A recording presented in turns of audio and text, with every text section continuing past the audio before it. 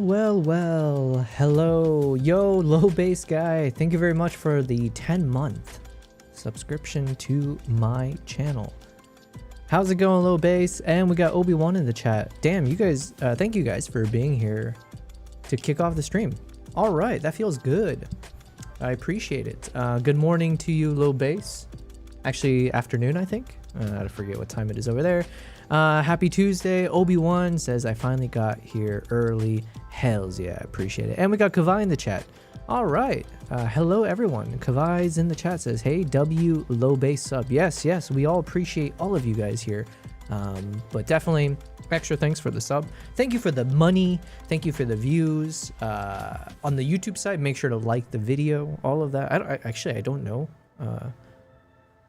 Does it make a difference? I would like to think even a single like on a video can make, it's like the butterfly effect. Who knows? Maybe that's the thing that will be the reason I become the president of the world one day. Anyways, hello everyone. Happy Tuesday. Happy 155th stream, I believe. You know? So look at us. Moving on up in the world, as they say. Hold on, give me a second. I just realized I need to fix something on my end. Wow, everything always breaks.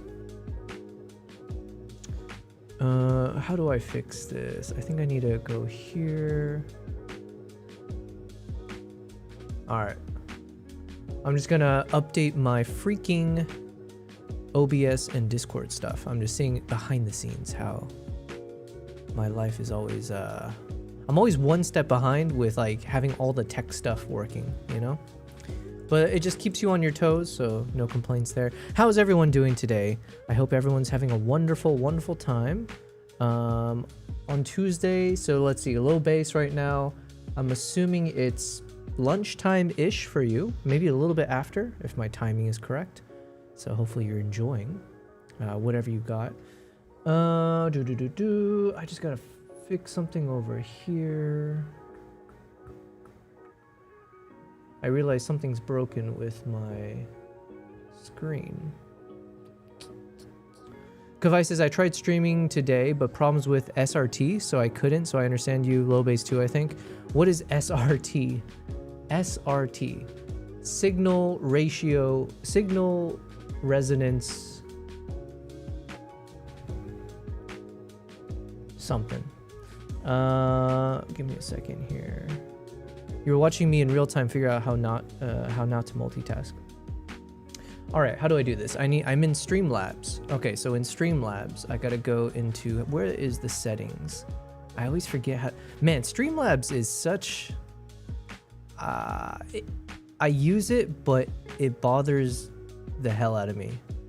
It's such a non-intuitive machine. This platform makes me want to rip all my long hair out. Okay, is this the settings? Okay, here we got account settings. All right, finally, Jesus. Okay, and then let me take this off. Okay. I think I have to relink my Twitch, YouTube, all my channels to Streamlabs. And then hopefully all the messages, everything should be popping back up properly. What would a stream be if we didn't start off with some technical glitches? Am I right? It's a standard for IRL, SRT for live streaming outside. It's the standard for IRL live streaming, stands for secure, reliable transport. Oh, I know this. I knew this. Clearly I didn't, but yeah, I did remember researching that. Because then I thought it was the RTMP is the thing that Cyrones and them used to mention all the time that you need to get fixed. Low base says you missed my message. Oh yeah, man, yeah, so I disconnected things and I'm waiting for it to refresh. What did you say, low base? I gotta manually look at my Twitch chat there. It takes 10 seconds to re-authenticate the bot if you click this link. Oh, okay, cool. Let me click on this link. Okay, I clicked on the link. What kind of spam are you making me download right now? All right, did I fix the technical difficulties? I think so. Okay, I think we're back to normal. Thanks for your patience. Kavai, yeah, so you mentioned the SRT stopped working. I seem to remember when I was doing the research, I'm still doing research, but there is the concept of like the RTMP that I need to, that I have to work with, or you need an RTMP, something protocol. That's all I know. And the RTMP then allows you to relay your stream to the right platform, something like that. I don't know what I'm talking about. It doesn't matter. Sorry to hear that your stream didn't work out because of the technical stuff. So I feel your pain. You know, you just watch me suffer through that as we speak. But thank you guys. Thanks for the patience. What do we have on today's calendar? Well, one, saying hi to my cats. Oh, shoot. I forgot to turn. Speaking of which, I forgot to turn on one of my cat cameras. I knew I was going to forget. I turned on 2 of my cameras and I was like, oh yeah, I got to turn on the 3rd, but I was too lazy to reach over there. I was like, I'll get it when I start the stream. And here we are. Okay, let's try again. My cat. All right, so this time Nala decided to chill on Kimbap's bed, but look at her. Everyone say hi to Kimbap. How can you not love this queen? Good girl. Good girl. All right. And then shout out to, drumroll, Kimbap. And then let me fix the focus point. Where is it? There it is. There you go. Everyone say hi to Kimbap. With that little chunky face of his. I don't know if this is like a normal cat thing, but he really likes when I scratch his nose. Is that a usual thing for cats? He's definitely peculiar. Like, he hates being picked up. He likes rolling onto his back, so he doesn't mind exposing his belly. And then all he thinks about is food. I guess that's like maybe a typical thing. But then when you compare that to Nala, Nala is such a queen. She's so dainty with her food. She's so picky with her food, all of the above. Whereas this guy, I could have the word food printed on paper and Kimbap would rush over and eat that. So there's a difference between them. Anyways, you just have to authorize a new permission so the new feature works. Oh, did I not authorize it?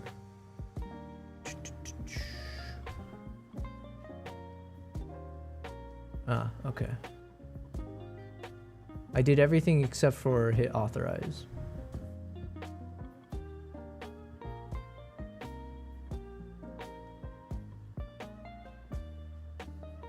It says enrollment failed. Please make sure. Oh, is it because you might have to resend me that link because I didn't hit the button. But in the meantime, Lobe says test. Oh, is it working? Oh, okay. It worked? Hells yeah. Okay.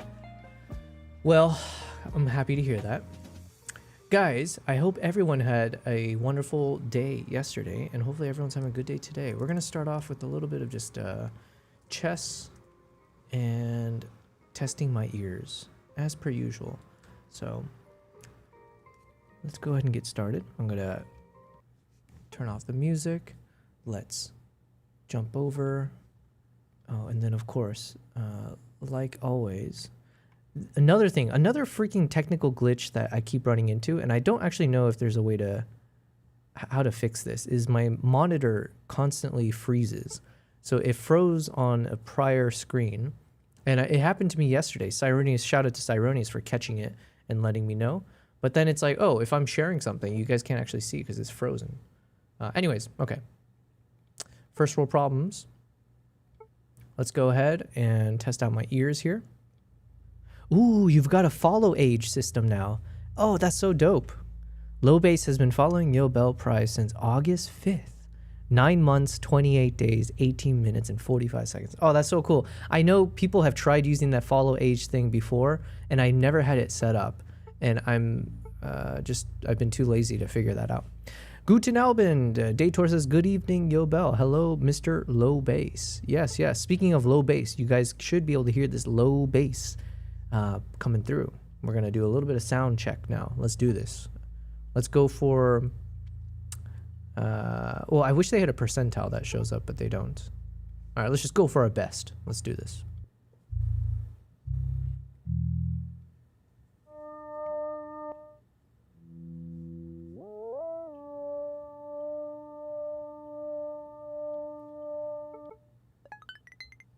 Oof, not so good.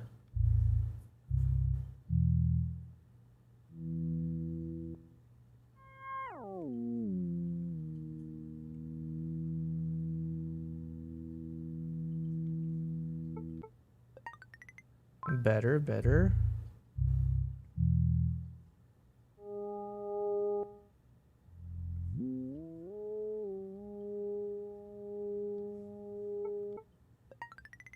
Oh, almost on the money. Okay.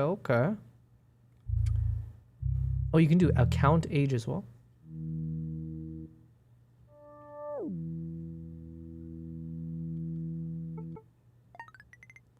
Ooh, that's a yikes. You can do account age. Oh, so then account age just tells you when you created your Twitch account. I see. That frequency is cats mating at 3 a.m. hertz. Yeah, we've all been there.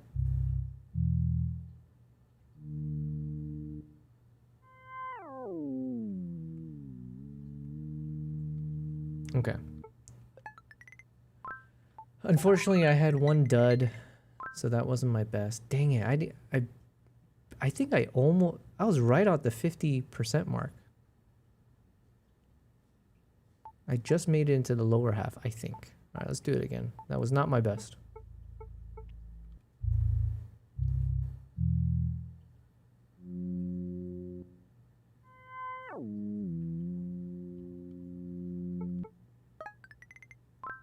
Better.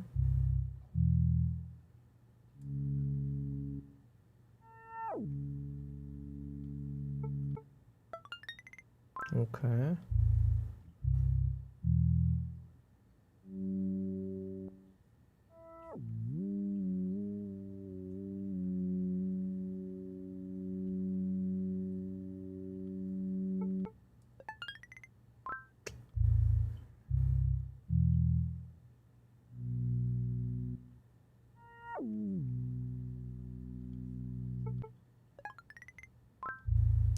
Still not my...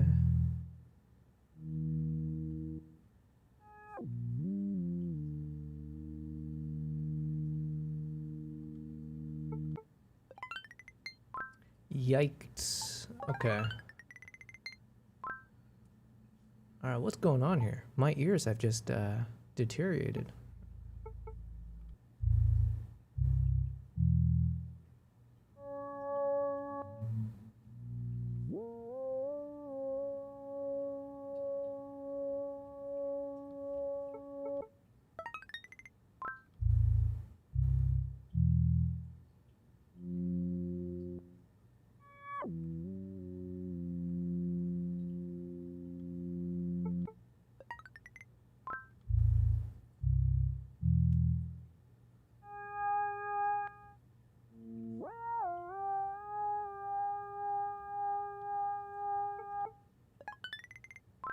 Oof.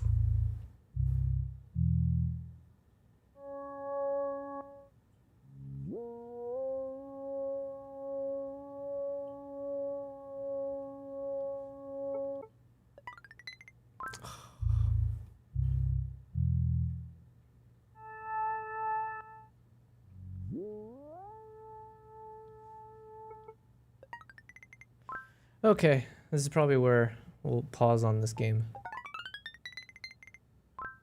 Man, I have been consistent, but consistently average, hitting that 413 each time. Okay, well, maybe better luck next time. One of my monitors is cracked. Yo, Grimmage! I think I remember your name before. Grim1 Mage. I guess I'm not saying your name right. Grim1 Mage says, how we doing today? That's a great photo with the bird. Oh, thank you very much. Yeah, we're gonna get into some photo edits today. But before I do, I want to do my usual just warm up. I want to get, well, I was getting crushed by this sound game, so I'm going to try to make up for it with, let's play 3 games of chess, or we're going to do best 2 out of 3. So I should win, hopefully, the first 2 games. How do I expand? There we go. But thanks for being here, Grim Image. Oh, that's... Well, you know, Grimmage kind of has a nice ring to it as well. It's like scrummage. Okay, I'm going to try to multitask and read while I crush this dude in chess. Who am I crushing today? Hajko27. Prepare to be crushed. All right, he's going after my pawn here. So let's go ahead and just do that. Grim1 Mage says... hold on. What should I do? I'll do that. That's a great photo. Thank you very much. Low Base says, one of my monitors. What do I do here? What's he doing? Okay, he's trying to go after this. Not on my watch. I don't even know if this is a good move.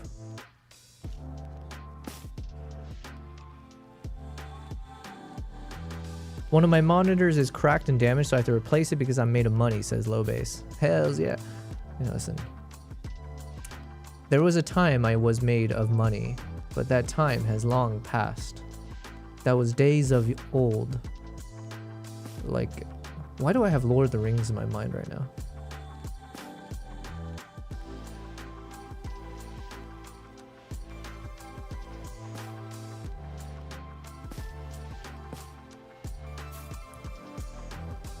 Okay, I'm gonna, man, this guy's annoying me because he's playing so fast, and I know that's the whole point.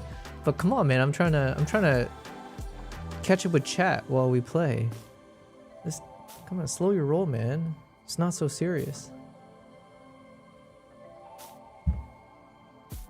Okay, sorry, Grim1 Mage and Low Base, because this guy is on he's like on speed right now, so I have to be serious here. Dude thinks he's special, basically.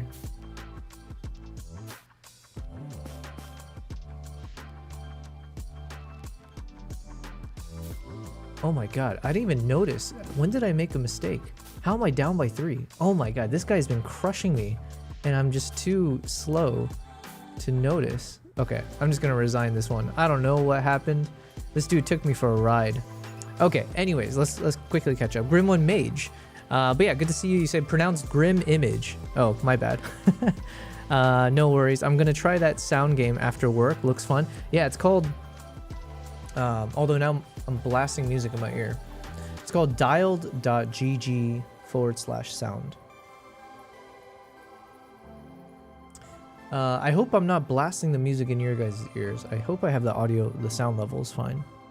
Grim Image. I keep wanting to say Grim1 Mage now. Or Grimmage. Grim Image says, yes, I agree. They both are nice though. Thank you. Yeah, I'm going through a bunch of my photos. Grim Image, I feel like I've seen you in chat before. It might have been a long time. So let me also take a moment to just quickly just give some context. So for my end, I mostly do wildlife and travel photography. In the past 2 to 3 years, I've been shifting towards video. You can catch my content on YouTube. That's where I've been focusing most of my energy. Before that, I was on Instagram doing photos and then eventually doing reels. But yeah, my energy's in YouTube, and now I'm testing out live streaming. My goal is to do IRL live streams, hopefully the start of this year, or at some point this year. I've already got a partner lined up, this company, so that I could do live stream from Jeep safaris. So imagine me in the national park chasing after cheetahs and leopards and lions while racing through the park with a rigged up Jeep with multiple camera angles, and you guys can actually watch and chat with me and see what it's like to be in the shoes of a wildlife photographer and actually see what I'm capturing at the same time. So that's definitely next on the list of things that I'm going to start cracking into. But then, yeah, I've been traveling for the past 2 months. I was traveling all of March and April. I live in Dubai. I'm originally from the US. And I had 3 different projects over those 2 months. I was working with CNN Create, which it's not public yet in terms of the actual work that we did, but I'm super excited for when I can share that with you guys. So that was really fantastic. I was just like a secondary camera operator for them. Then I had my own photo tour. So I took a couple guests with me, a couple photographers, and they spent 9 days with me as we traversed the different parks of Uganda for the shoebill storks and the chimps and the gorillas. And then I went 10 days in Tanzania to teach a number of safari guides the fundamentals of photography. And so we got to go out in the Jeeps, and they all got to handle crazy, badass Nikon cameras with the crazy lenses, and I was there to instruct. So really eventful, really rewarding 2 months of travel. And now I'm back, so I'm using this time to catch up. I'm trying to create some content for my YouTube channel, and right now I'm also editing all of my photos from 2 trips in Mongolia so that I could post it on YouTube. So that's just to quickly catch everybody up. Lobe says, you've got some fantastic work. To Grim Image. Oh, Grim Image, are you also a photographer then? And do you stream on Twitch? We got to check you out if you do.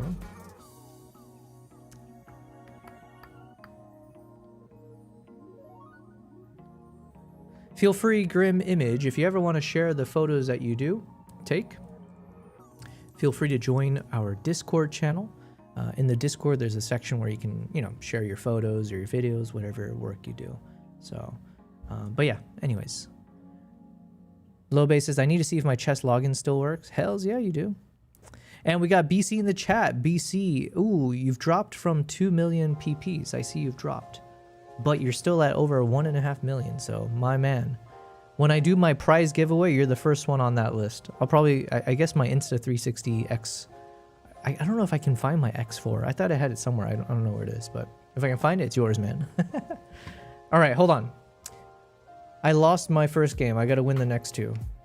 And then let's get some photo edits. I got some YouTube videos lined up. There's going to be a lot of videos going into behind the scenes of wildlife filmmaking because I'm just kind of in that mood, So let's see. All right, this guy at least is a bit more, he's also kind of going fast, but feels a little bit more reasonable than the last guy. Also, this guy is playing a bit funky. I've never seen this opening before. Like, how brazen.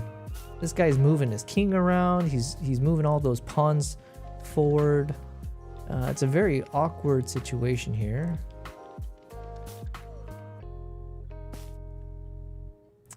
Do I want to open up this lane? I want to open up the lane. So obviously I want my rook targeting that queen at some point. But I am exposing these guys because now the pawn can split it. So I got to figure out what to do here. For now, I'm just gonna back off, and then I'm gonna push the knight out of here. Get out of here! I said get out of here. That's what I thought. All right, now what should I do? Maybe I'll just move this one up.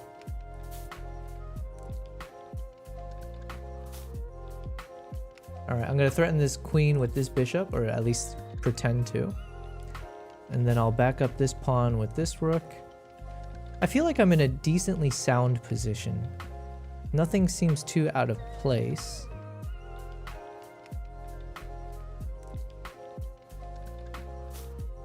I want to put pressure on this pawn right here because I got my queen and the knight. Now he might move this knight out of the way just to go after this guy, which he didn't do yet. But I'm just playing a long game right now because now I got 3 pieces lined up on that pawn. This one's the most exposed because the moment he moves that knight out of the way, it's a free piece. Okay, so what should I do? I think I take with this. So if he takes, I'll take with the rook. Yeah, I take with the rook because now he can't get my knight. Ooh, okay, and then I think I'm gonna sacrifice.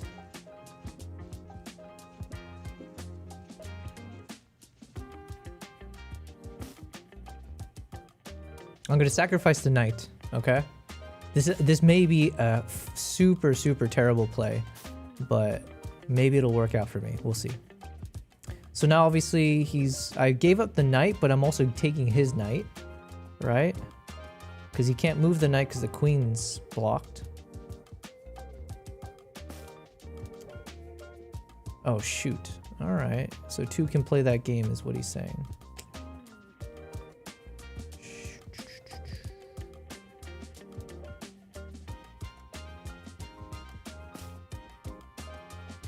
But it's all going according to plan. Not really, but I wanted to expose this thing. Okay, it is going according to plan. Because now I wanted to go here. But I'm still down by 1. So my gambit didn't really work out for me. There was a semblance of a plan for a hot second. And that second has vanished.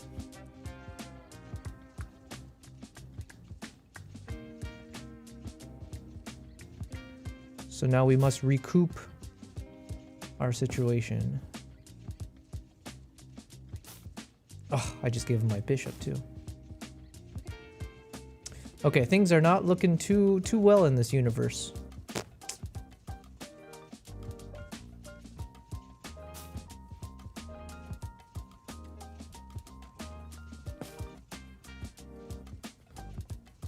Okay, well, GG's. I just got crushed. All right, we got a fresh batch of 3. Let me win 2 out of 3. In nerve-wracking news, I took the Chrome extension public this morning. Hells yeah. Well, good on you. Kavai says good fix to low base. Damn, making it public. That's a big milestone.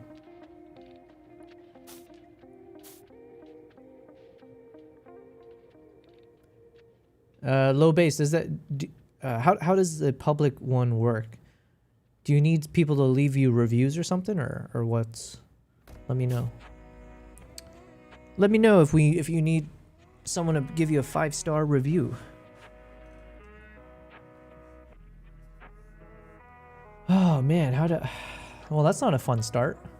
So we got crushed in the sound game, and we got crushed in our first 2 games of chess. And I like how I'm saying it's the royal we. In reality, you guys watched me getting crushed. But, you know. You know what it is? It's this freaking eagle to the right of me. It's like got such a judgmental eye staring at me. Let's get off of this. Let's get to a different photo.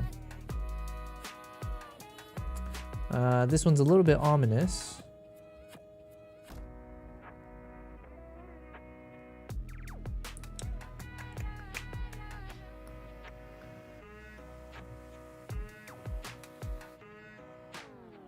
All right, let's do this one. This one's a friendly one. Okay, I won, but I won by technicality, so let's just put that in the pocket for now. I'm not sure if that counts. Let's just see if I crush this dude, let's just see how I feel. If I'm in the mood to accept that as a win.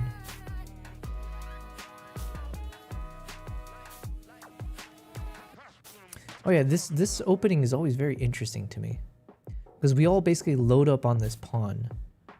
So he sacrifices 1 pawn for some bizarre gambit, which I haven't really mastered what makes it work or not.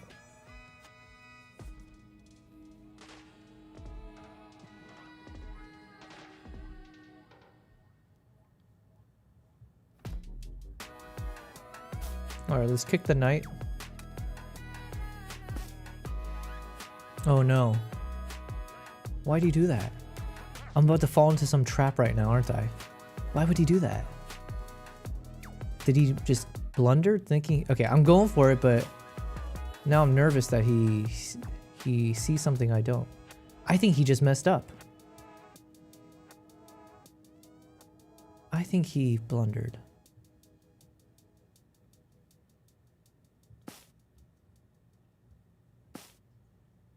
Oh, thank God. Okay. Dude effed up. Idiot. Oh, shoot. Okay, I gotta be careful still.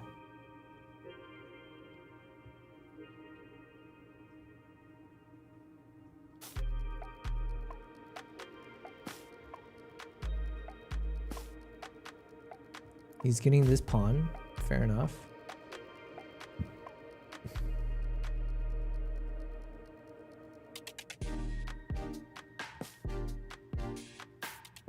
Shoot.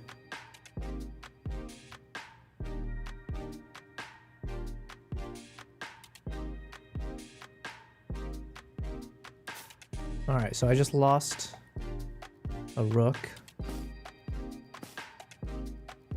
This is what I get for calling him an idiot, unfortunately. Oh no, but then he... Okay, we're just in trade-off mode, but trade-off doesn't actually serve me in the end. So let's start to rescue a few pieces if I can.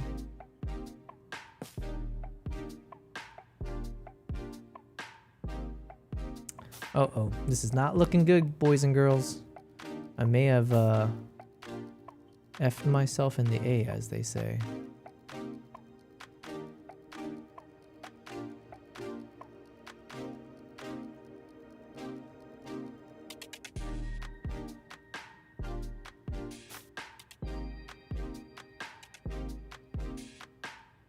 That was a pretty clever move. I mean, it doesn't save me fully, but now I'm like forking both. So I still need to... Oh, if I go here, that's a checkmate, isn't it? Yeah, it's a checkmate. Okay, I'm like one move away from death. Yeah. Lobe says it won't let me challenge you while you're playing. Oh, well, okay, hold on. Let me win this one, and then I'll see your challenge. All right. This is not boding well for today's stream, that I'm getting crushed so handily.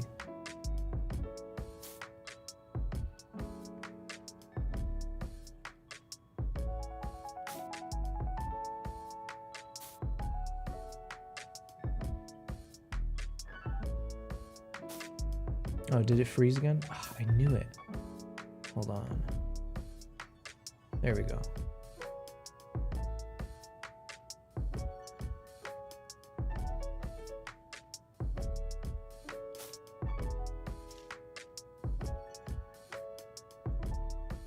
Do it. Take the piece. So predictable.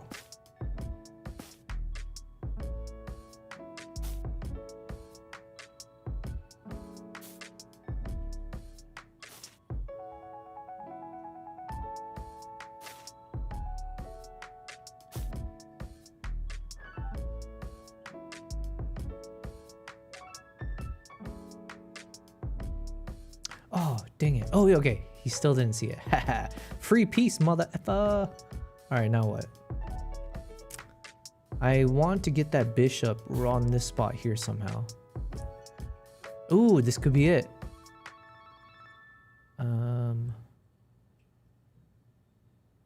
Hold on.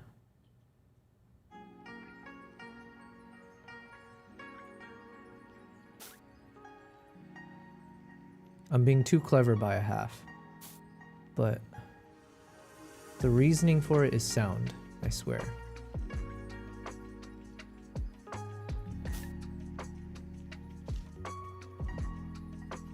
Oh, I'm an idiot. I was dead on the money. I was trying to be too clever. Well, all right, so he's up by 2. Jesus. Oh my God. I should have just played it safe, you know? But you know what? Sometimes you gotta go bold. Life is better that way, they say.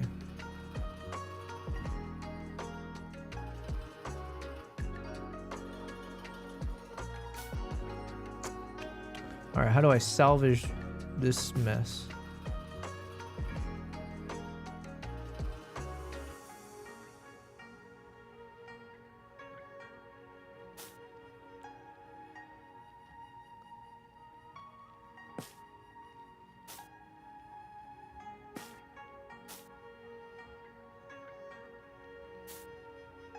Okay, he could get caught in some trickery here.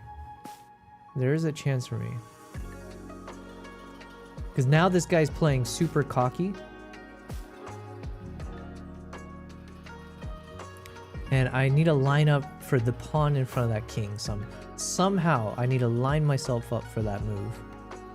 Don't ask me how, because we haven't figured that out yet.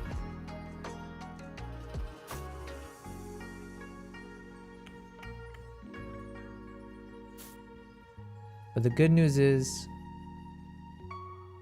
he's feeling a bit bold, okay? Which I can understand why, because I've been playing like shit. But it's not too late to turn this around. We're only down by 3. Not good.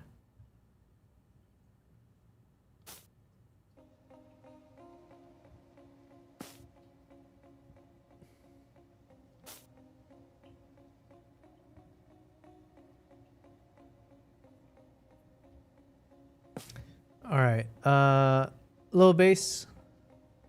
If you sent me if you sent me an invite, let me know, because I have to resign this one as well.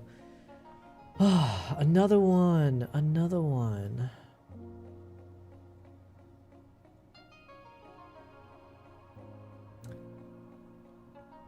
Where's your invite? Requests? No. What's your Low Base? What's your name? It won't let me while you're playing. Okay.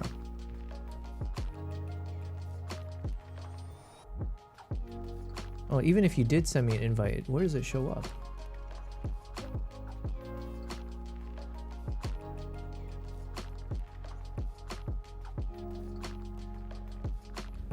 All right, you know what? Let me just play this out. I need a freaking... the only win I've had so far was from someone abandoning the game, which doesn't really count because I didn't really do much. Now it says I can't challenge you either because my account isn't old enough or I haven't played enough games. Alright, well, let's start getting on that grind.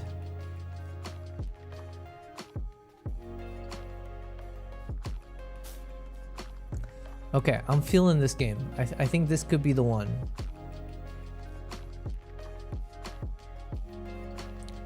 This could be the one, the winner. Chicken dinner.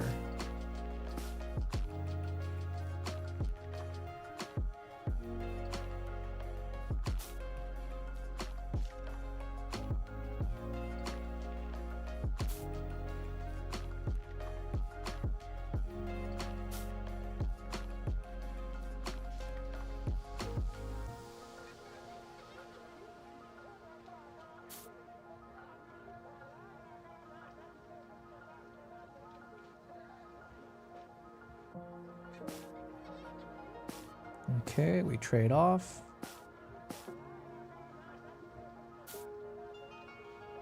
Okay, what do I do here?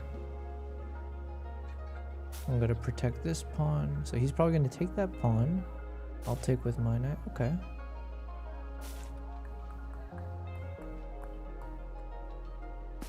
Okay, so...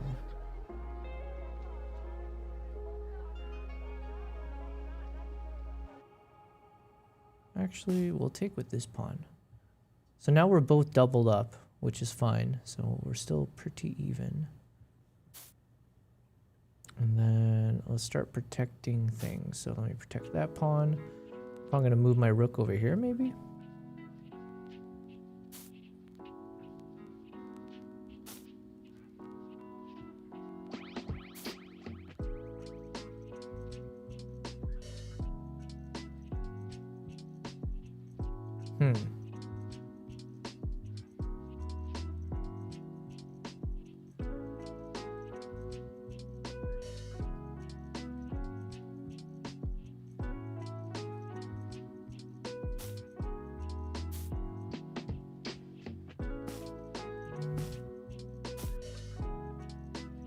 Oh, I got your friend request on my... Oh, it's over there. Okay, nice.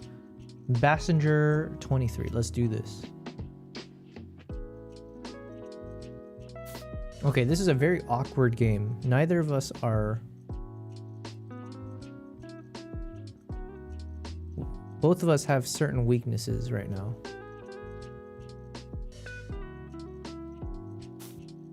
I'm just gonna apply a little pressure because I'm down on time. The good news is, where I have the upper hand is the fact that I have 2 knights. And knights can make you burn time because they're so god dang tricky, you know?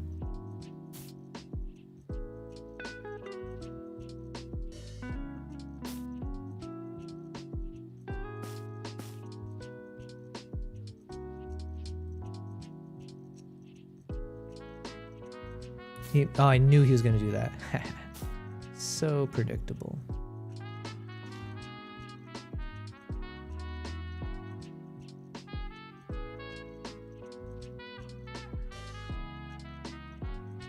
All right, so he's still ahead on time, so I gotta start firing away some fast, rapid moves. If he doesn't move his rooks, I'll fork it. Okay, he didn't bite.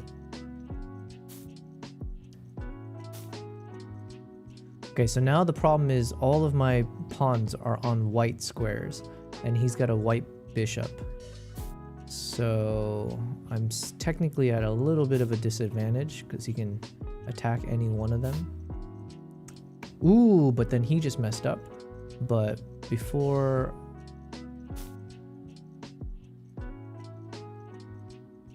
If he doesn't move his rooks, I've got a nice little fork on his rooks.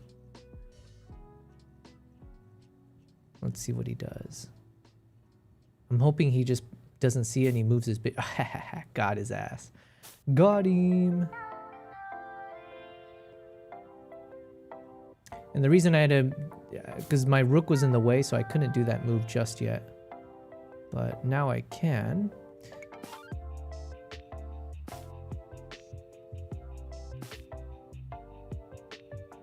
And now I've got my rook lined up on him.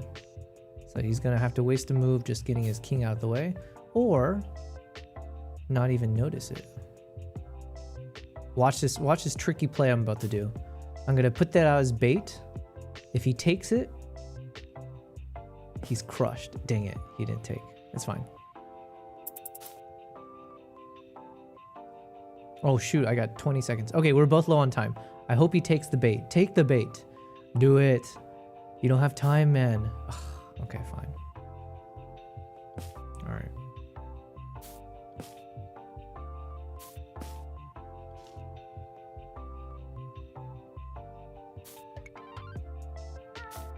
Now we just gotta play speed chess. But I'm at the advantage now because I got some advancing pawns here. You can't stop them all.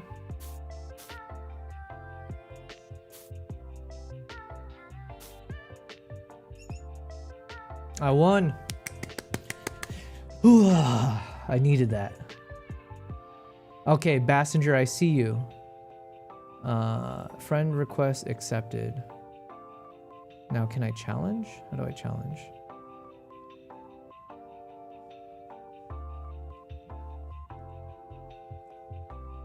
Bassinger.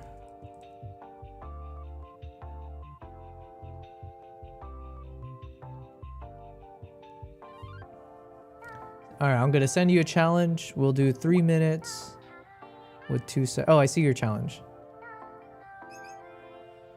All right, let's go. Oh, it's my turn.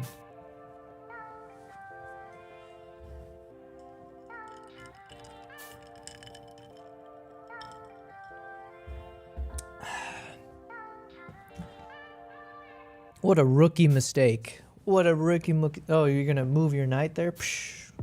Watch me mirror your movements. Psych.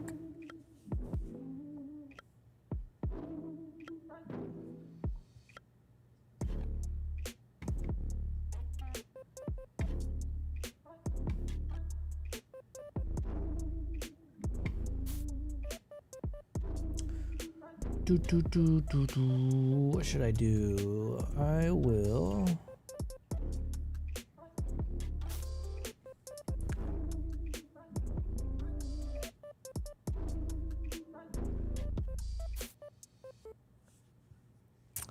Okay. Well, then I'll just take your knight. I play without mercy, low base. without mercy.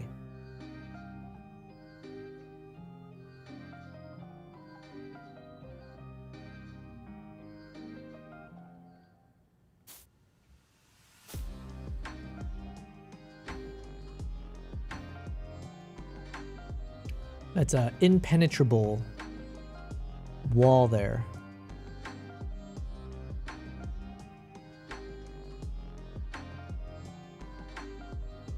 It's better than having a force field. What are you gonna do?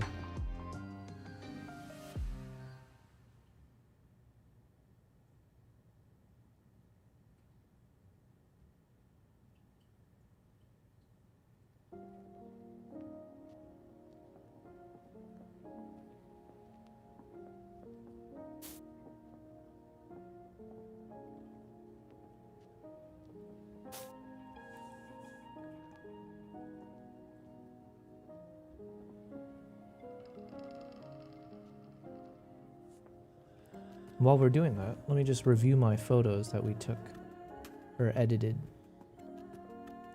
So these are some of the edited photos. I'm actually pretty happy with these portraits that I have of the eagle hunter with the eagle. They look pretty clean.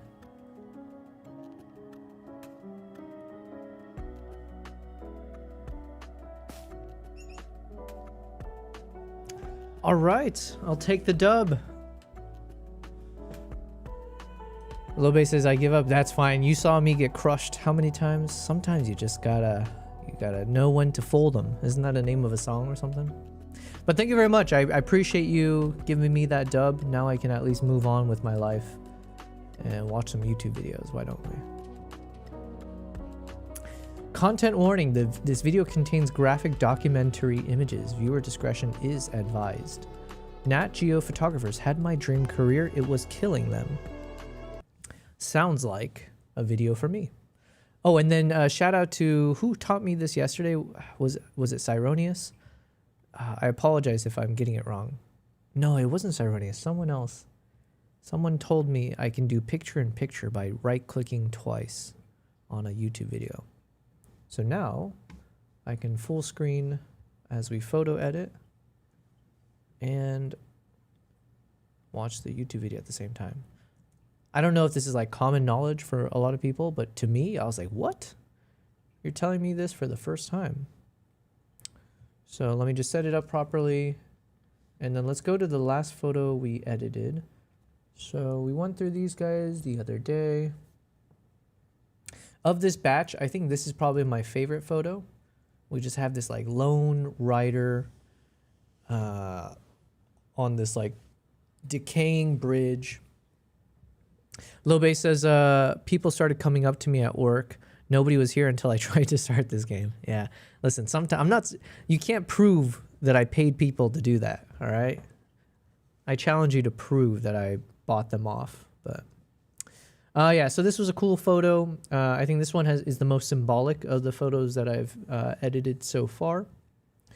And then we've got a few more of this series. And where do we end off?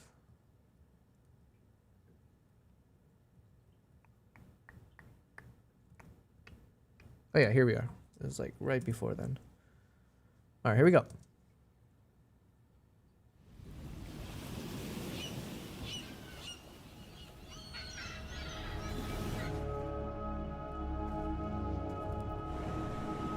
It's like the same thing as me seeing what you had, a Nat Geo cover story and these 2 prestigious grants and going, I would do anything to have that. It doesn't make any sense to me why you would walk away from it. I would have a lot of anxiety.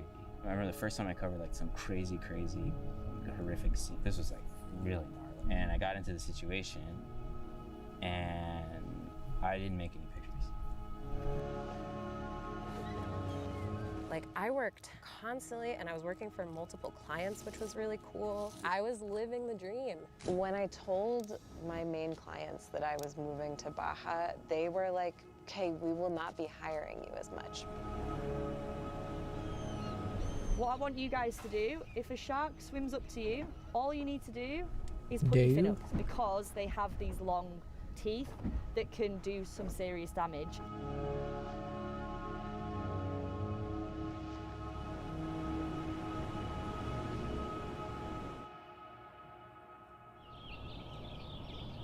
When you've spent 15 years working as a freelance creative, you end up meeting a ton of different people. You learn who you collaborate well with, who you want to avoid, and who can be trusted to actually get the job done. Who you And then, want to avoid. Sometimes you find a real connection. No truer statement has ever been uttered.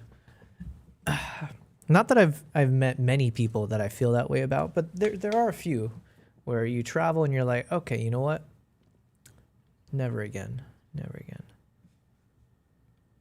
2, if you're lucky. People you'd gladly spend your time with no matter what they did or what industry they worked in. It doesn't happen often, but when it does, it's special. For me, Dominic Bracco and Megan Dhaliwal are those 2 people. 2 documentary photographers I met on my very first big night out in Mexico City. They took me in when I was still finding my place in a city of 22 million. By the time I left, they were pretty much family. When I thought I was about to get killed by cartels on an assignment, they were the first people I called. When I decided to stop covering the drug war and move back to Canada, they hosted my going away party. When COVID shut down the world and all the work dried up overnight, we became each other's support network. I was at their wedding, which was an epic sunset party for the ages, though there's at least a good chance it made Airbnb change their policies when it... Jealous yet again. Yet another story of a travel couple. Man, what will it take for me to get? I don't even want a wife. Okay, I just want a business partner. Okay, that LARPs as a wife. Someone that can handle a camera and that we can travel the world, and they'll be the secondary camera. I'll be the secondary. We shoot everything behind the scenes. That's all I need, man. Because like, there's so many good examples where it's like if you're a travel duo and you can travel the world, both partners can shoot with their cameras. It's like the world's your oyster. You can do all kinds of assignments. Yeah. When it comes to hosting parties. But a few years ago, they did something that shocked me. They walked away from their photojournalism careers and everything they built in Mexico City to go live in Baja California Sur with no real plan. They were looking for something I just couldn't relate to at the time, a way to make their creative careers serve them instead of the other way around. So after years of not seeing them, I got on a plane to Baja California Sur with a crew, a few cameras, and a question. What does it actually look like to build a creative career on your own terms? Hey, Blanco. Get in here, you thick little piglet. What's up? How you doing, man? Good to see you. Hi, Gobi. Oh, yeah. Oh, yeah. All right. Dog friendly. Let's go see the queen of the house. Lobe says I probably would have lost anyways. Hey, it's all good. Man, the amount of games I've played at this point is ridiculous. It's tens of thousands. If Dom and Megan are like my siblings, then Fleeka is my rebellious niece. You are the pointiest and often worst dog. I miss you so much. She's an impossibly pointy street mutt they picked up on the side of the highway in Oaxaca, and she's been terrorizing the public ever since. She also happens to be one of my favorite living beings on Earth, and when we're apart, I miss her like a person. Before this trip, she got a blood infection and nearly died, and I fully expected to arrive and find her gone. But the old dinosaur wasn't done with us apparently, and somehow she pulled through. That's what 4 seasons of Alone gets you.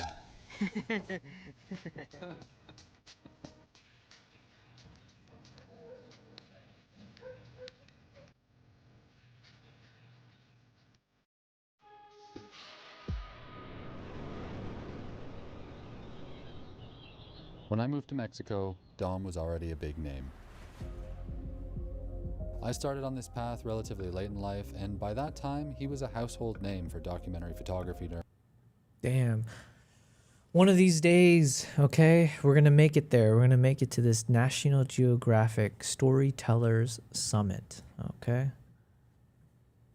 We're not too late. Circa 2015 or so. He'd won all the awards, shot for the biggest outlets, and he had a Nat Geo story on violence in Juarez that was a big deal for up-and-comers like me. It sounds a bit weird, but when we first met at the Mexico City Lucha Libre Stadium, it felt a little like meeting a celebrity. And if I'm being honest, there was a lot about his career that I wanted for myself. What I didn't realize at the time was that a career like that comes with a cost. And by the time I met Dom, he was already paying it.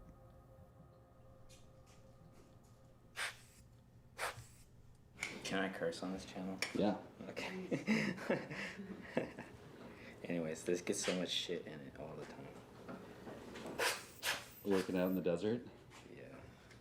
Years of photographing extreme violence was taking a toll on his mental health, and he was struggling to move towards a different kind of work. And it didn't go well at first. People knew him as the guy you could send somewhere dangerous who always came back with a great photo.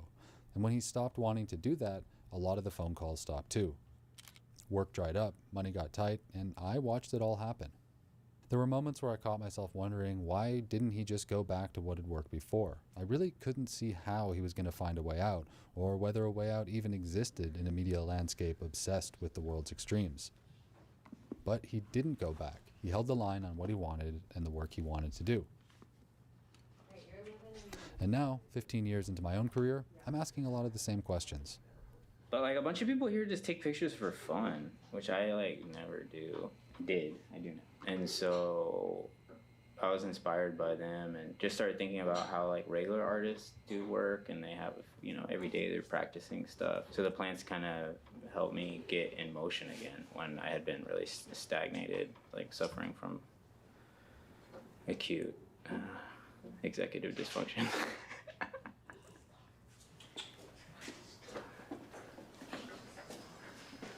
The idea is examining plant consciousness, or rather presenting the idea that plants have in like their little individuals, you know, and they have their own little experiences and deserve to be treated like living things. But it's somewhere like between a conceptual project and a conservation project. And She's pretty. Dom is one of the smartest people I know, but I think like our creative processes are different. Dom's are much more dreamy, much more ethereal, much more multifaceted. A few years ago, when things started getting financially hard, I was also having some mental health issues. So that together made it really tough to be productive more than anything. I realized that no matter what I'm doing, because I do a lot of different kinds of creative projects, at the end of the day, I'm really just a photographer. That's my base, I guess you could say, identity. So it helps me process the rest of what I'm doing.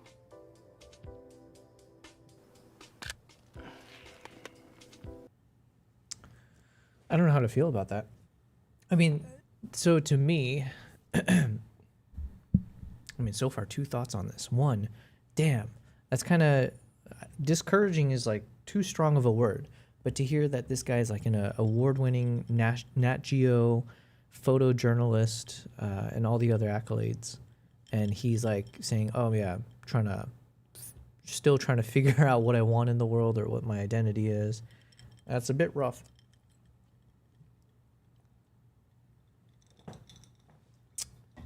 Because it does sound like he's got that career that a lot of people like me would love to be,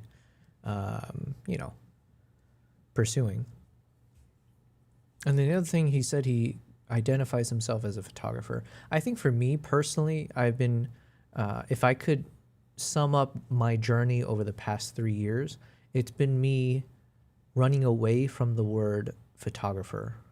I think I've been spending the past 3 years trying to explore other types of niches or skill sets. Everything from being a YouTuber to the live streaming, but then videography, vlogging, filmmaking.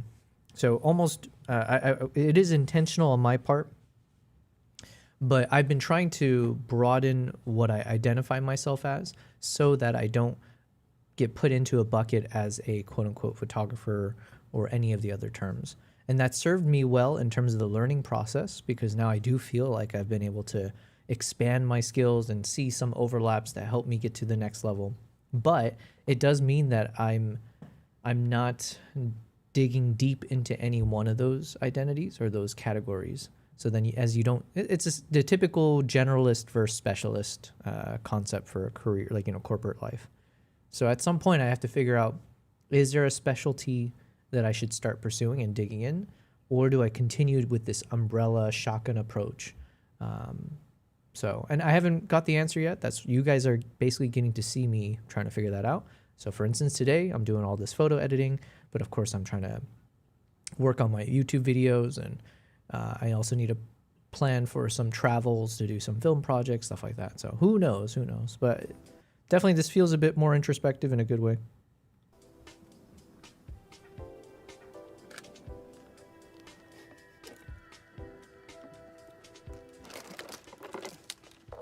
Do you remember how we met? No. Oh, we met at Lucha Libre, huh? Yeah. Well, when I landed in Mexico and Brett was like, yo, that's Don Bracco, good guy to know. And I was like, oh, shit, Don Bracco. I'm gonna force them to be my friends. And then I started coming over your house 5 days a week. Yeah, it was good, man. I can't believe, like, now I have such a hard time.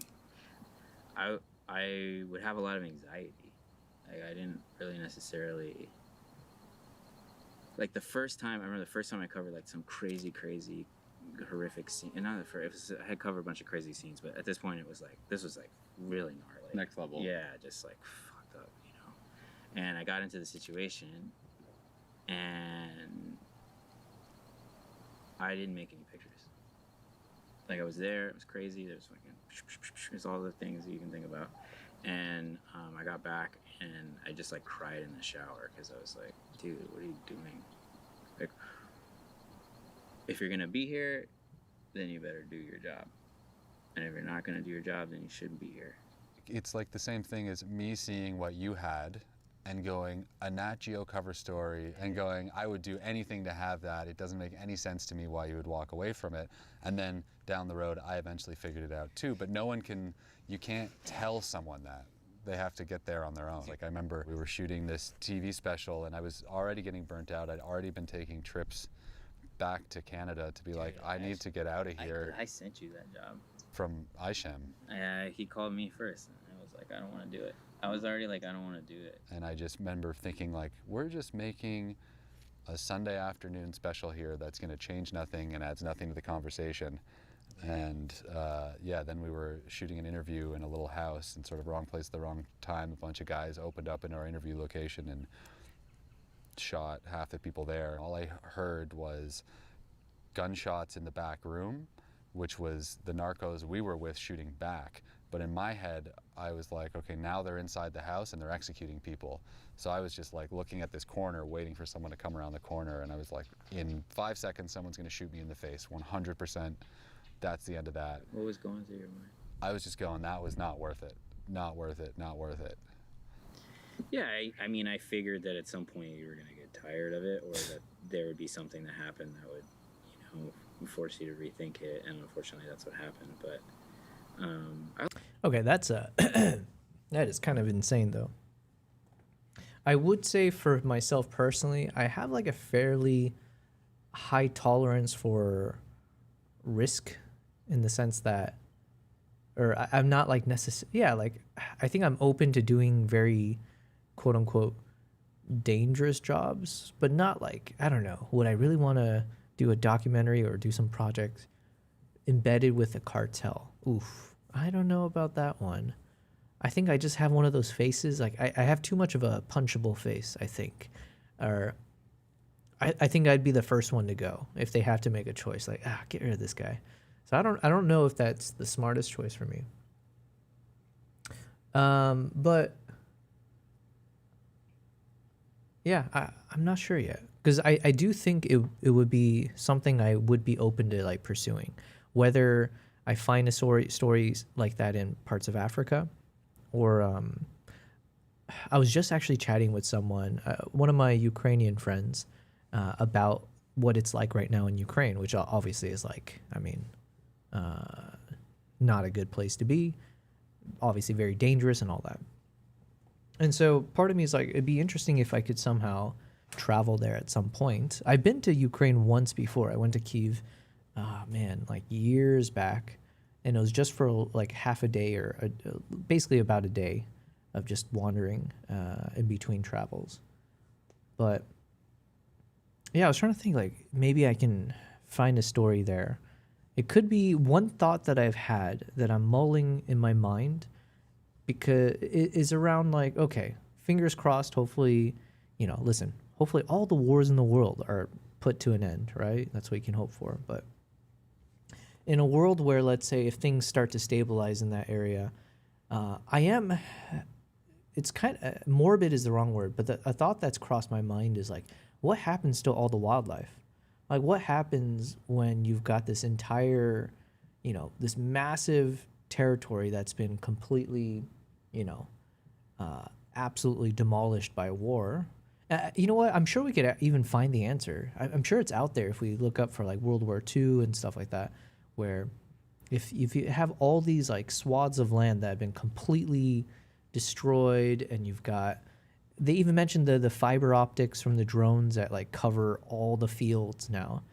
And so if you have it, and then like, the roads, they've got these nets above the roads so that, the drones can't basically get at people, civilians, whatever. But then I'm like thinking, so then do all the animals just disappear? Like, what happens to all the wildlife that was, in that vicinity? They all must have, fled, right?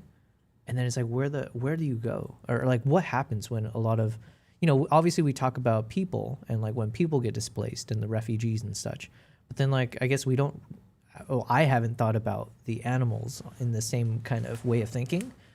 So, yeah, the thoughts crossed my mind, and I was curious, like, is that an angle in terms of if I could tell a story that still fits more into my current DNA of like, what do I shoot? Mostly I shoot a lot of like wildlife related stuff, but I'm also getting into more cultural stuff mixed with the wildlife. So if that's something I can pursue as a story of just like, how do you recover, how do you restore the wild after war, basically? Actually, I feel like that's a question for ChatGPT as well. Hold on. Amber, can you hear me? Loud and clear, Cardner. I ain't got ears, but somehow I still hear you. What's on your mind this time? I'm currently interested in knowing what happens to nature and wildlife after a war has basically displaced all the animals and destroyed the nature. And I'm curious if there are some books or examples already from, let's say, previous wars, whether it's more modern or like World War II. Are there good examples you can point me towards of research that was done, or any like documentaries about wildlife after a war in terms of what it took to restore a new balance with the animals?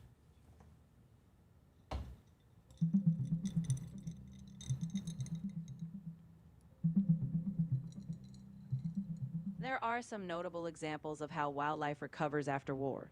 For instance, the documentary Checkpoint Zoo shows efforts to save animals during the Ukraine conflict. The recovery of Gorongosa National Park in Mozambique after civil war is also well documented. Plus, books like Tigers Between Empires explore how wildlife conservation happens amid conflict. These are just a few examples. There's plenty more out there. Okay, let me see. Checkpoint Zoo shows efforts to save animals during the Ukraine conflict. So that's literally right up what I was talking about. Recovery of the Gorongosa National Park in Mozambique is also well documented. All right, let's see. Let me see if I can find some of these on YouTube. Checkpoint Zoo.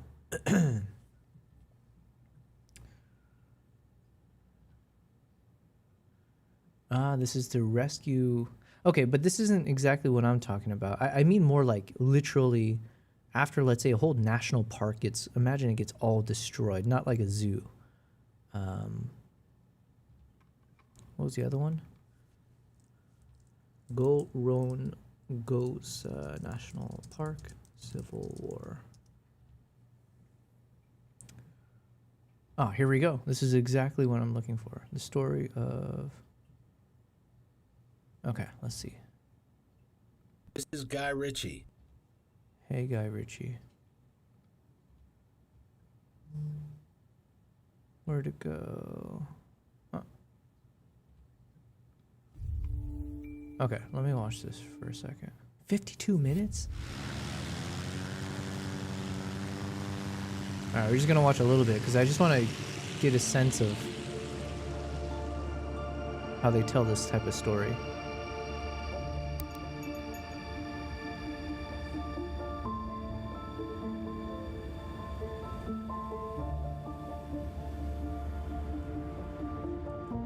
Every morning, Park Ranger Alfredo Matavele Alfredo. flies over the Gorongosa National Park in Mozambique. His mission? To monitor its wilderness and the movements of the wildlife. Man, it's a beautiful park. Damn.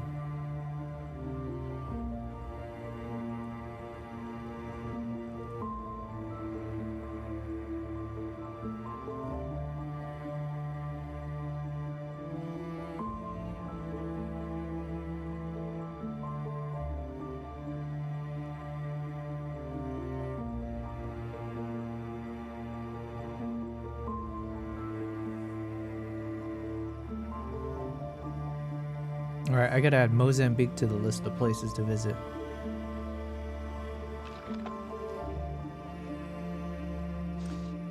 Wait, how do you get that kind of shot? This must have been like a hot air balloon, right? Because if it was a drone, the drone noise would be too loud. Unless they just faked the sound effects there. Because you can hear it. They did it.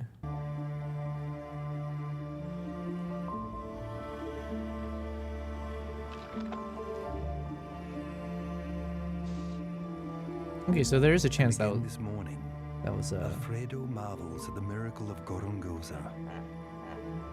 Because this park, one of the richest in southern Africa, where man and nature have now found a balance, very nearly disappeared.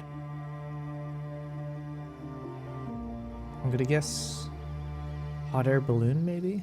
No, it can't be a hot air balloon. I feel like a hot air balloon would make it all began in would be too 1960, threatening. when the Portuguese, who still ruled the country, created the Gorongosa National Park to protect the wildlife and the beauty of this region in the center of Mozambique. Here, Lake Urema, one of the last in the Great Rift Valley, is surrounded by a vast floodplain. On the horizon is the imposing Mount Gorongosa, which gives its name to the park. This landscape of land and water makes up the central and wild area of the national park. When it was created, the local people settled around it in the buffer zone. River, wetlands, savanna dotted with trees, natural palm groves, fever tree forests. The diversity of landscapes makes it like paradise.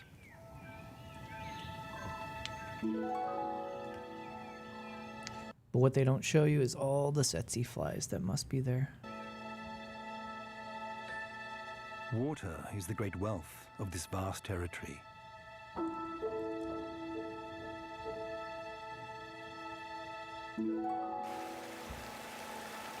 It comes from Mount Gorongosa, whose reliefs and moist forests retain the rain from the ocean. It rushes down the steep slopes and swells a multitude of rivers which flow into Lake Urema. Full all year round, people and animals have always gathered around it. During the wet season, the lake overflows. The annual floods deposit seeds, alluvium, and nutrients.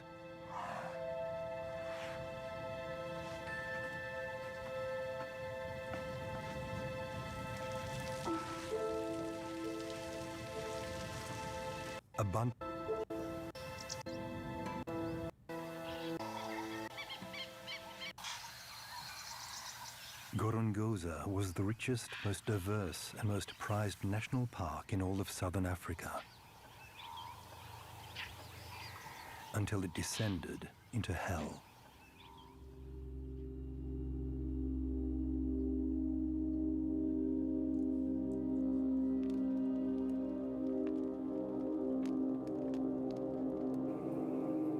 Hey, who's that guy?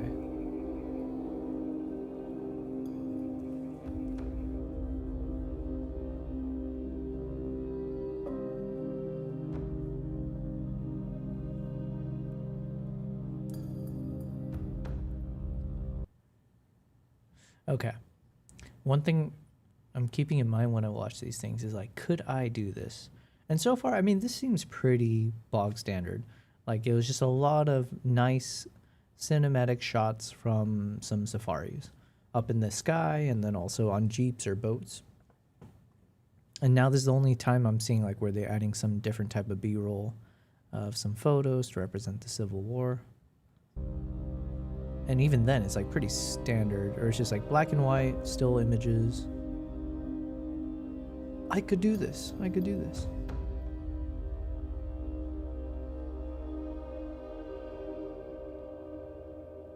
Unfortunately, a civil war started that lasted from 77 to 92, and many people died during that period. And the soldiers, there were thousands of soldiers here of different armies, and they used the wildlife as food. Not only a food, for instance, the ivory of the elephants were used to buy more weapons. It was a tragedy, so 95% of the wildlife of the park was decimated during this Civil War period. There were a strange silence in the park. There were bones and skulls everywhere. It looked like the park didn't have too much hope.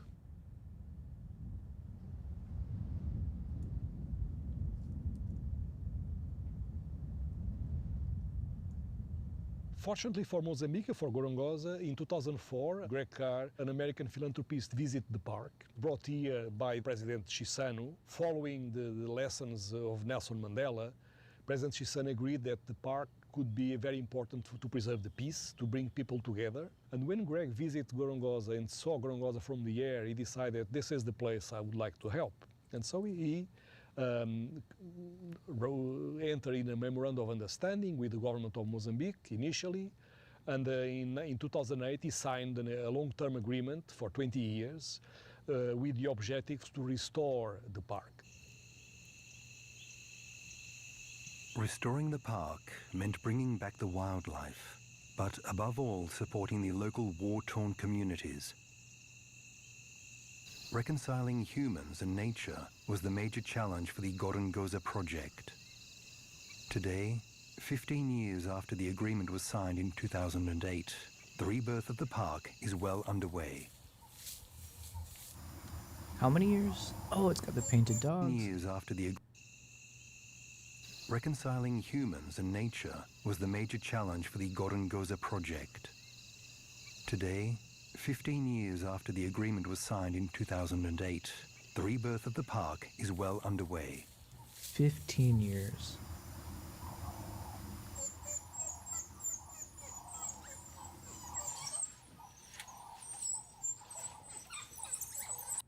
Yo, I got footage like this of painted dogs. I could do this. A symbol of the return of life.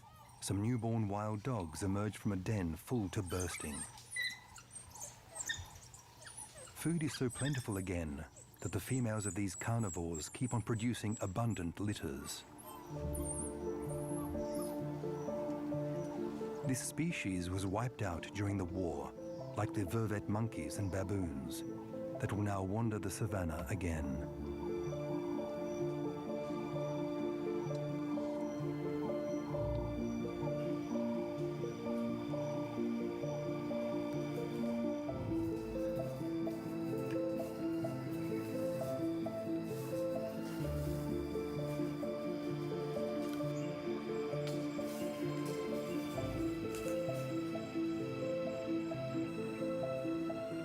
But the mothers are on the lookout because the lions are back.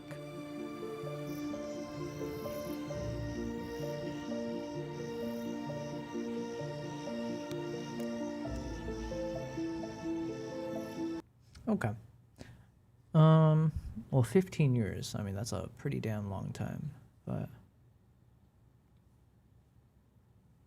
Oh, shoot. My camera... Why is my camera... Okay, I think my main camera's dying. I thought I had it plugged in, but it's showing it's not.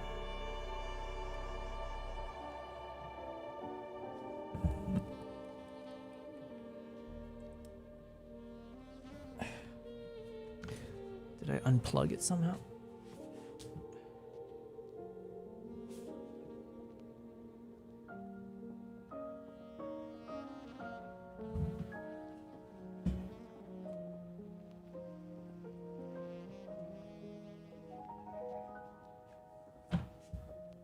Alright, my camera's about to die. So let me BRB because I have to find which cable it is. I think it's unplugged somewhere. BRB.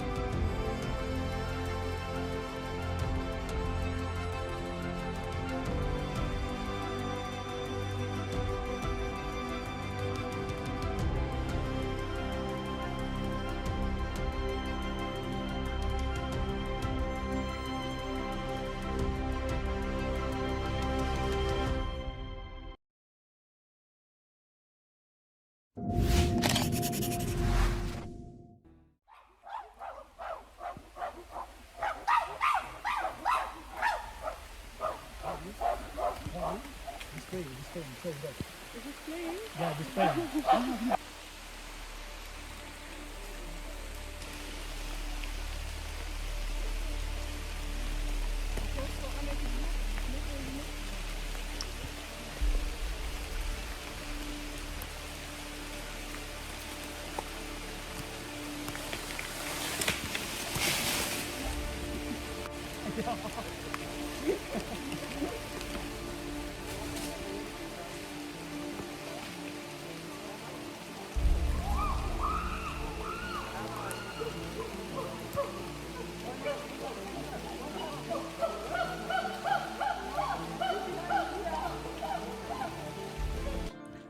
Okay, I think I fixed it. Jesus.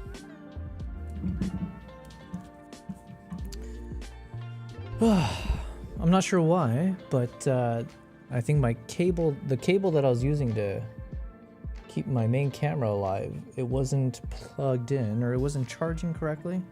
So I just had to swap out the batteries. Just another technical thing I'll have to double check later and figure out how to fix. What can you do? Except say hi to my cats. Nala, what went wrong? How do we fix it? Nala. Yeah. What broke? Huh? Hey, it's Stitch with... I keep wanting to say Stitch with me.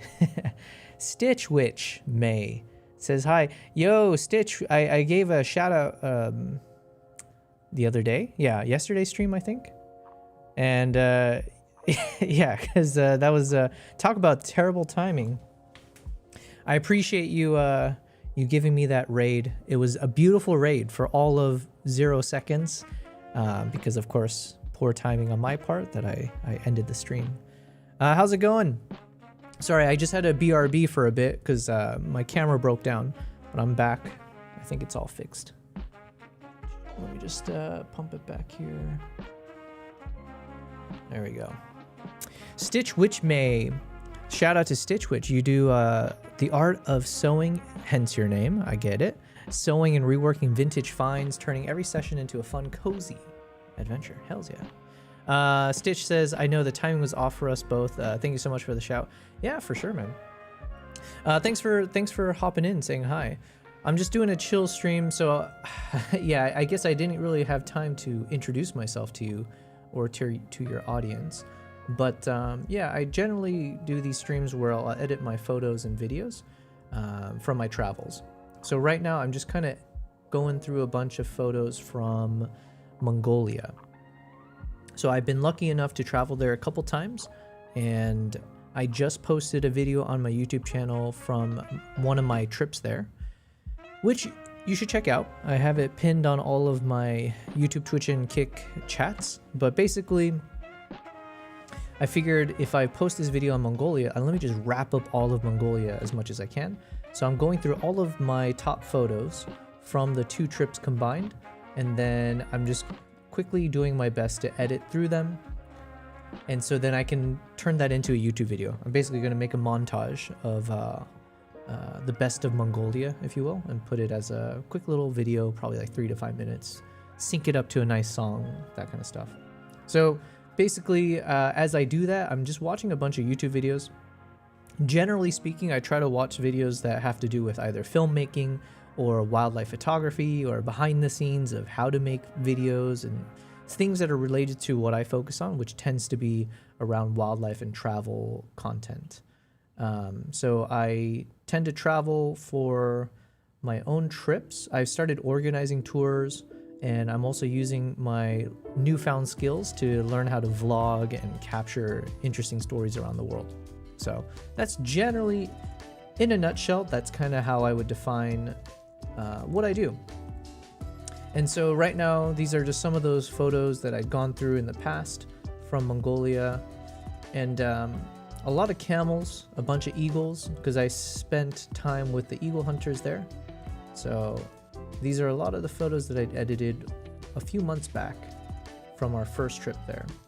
And then from this, I'm basically going to cull it into the top, you know, so we'll have our 5-star photos to eventually work through. But yeah, that's basically what we do. Stitch says the hunting one. I've watched one of your videos a couple times because there's so much to absorb in that 11 minutes. Oh, well, thank you very much. Thanks for rewatching. That is excellent. I don't really know. I wish I can get into the mind of YouTube algorithm, you know? But I imagine if someone takes the time to rewatch my videos, it must say something in the algorithm to say like, okay, this guy's someone we should promote, or he's doing something, all right? So I appreciate that. Thank you for sharing with me. That also is very encouraging, because you never know. You know, you put stuff out there and you hope that it sticks and it lands, but it is, at the end of the day, it's very subjective, whatever it is that I create. And I hope that people find some value in it. Hopefully you like the aesthetics, hopefully you like the stories, or something's compelling.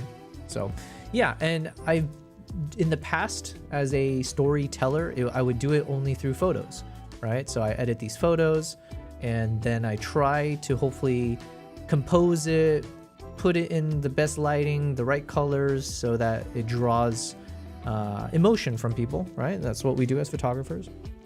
And then the biggest challenge for me of late has been shifting over into videography. So that's been a full-on challenge. It started with Instagram, where I was testing out like doing 3 to 5 10-second reels. How do you tell a punchy story in a few seconds? And that was super fun for me. And then that gave me the prerequisite skills to, I guess, level up a bit. And I took on YouTube. I decided, let me just start filming everything and try to just film everything with the hope that there's a story there somewhere that I can salvage once I get home and turn it into a travel vlog. So that's been my approach for my past few vlogs you might see on my YouTube channel. So I've posted from my trip to Uganda. That became a whole travel series, about like 7-8 episodes. Then I did one in Tajikistan. That was one video. Then I did a video in India when I went for snow leopards.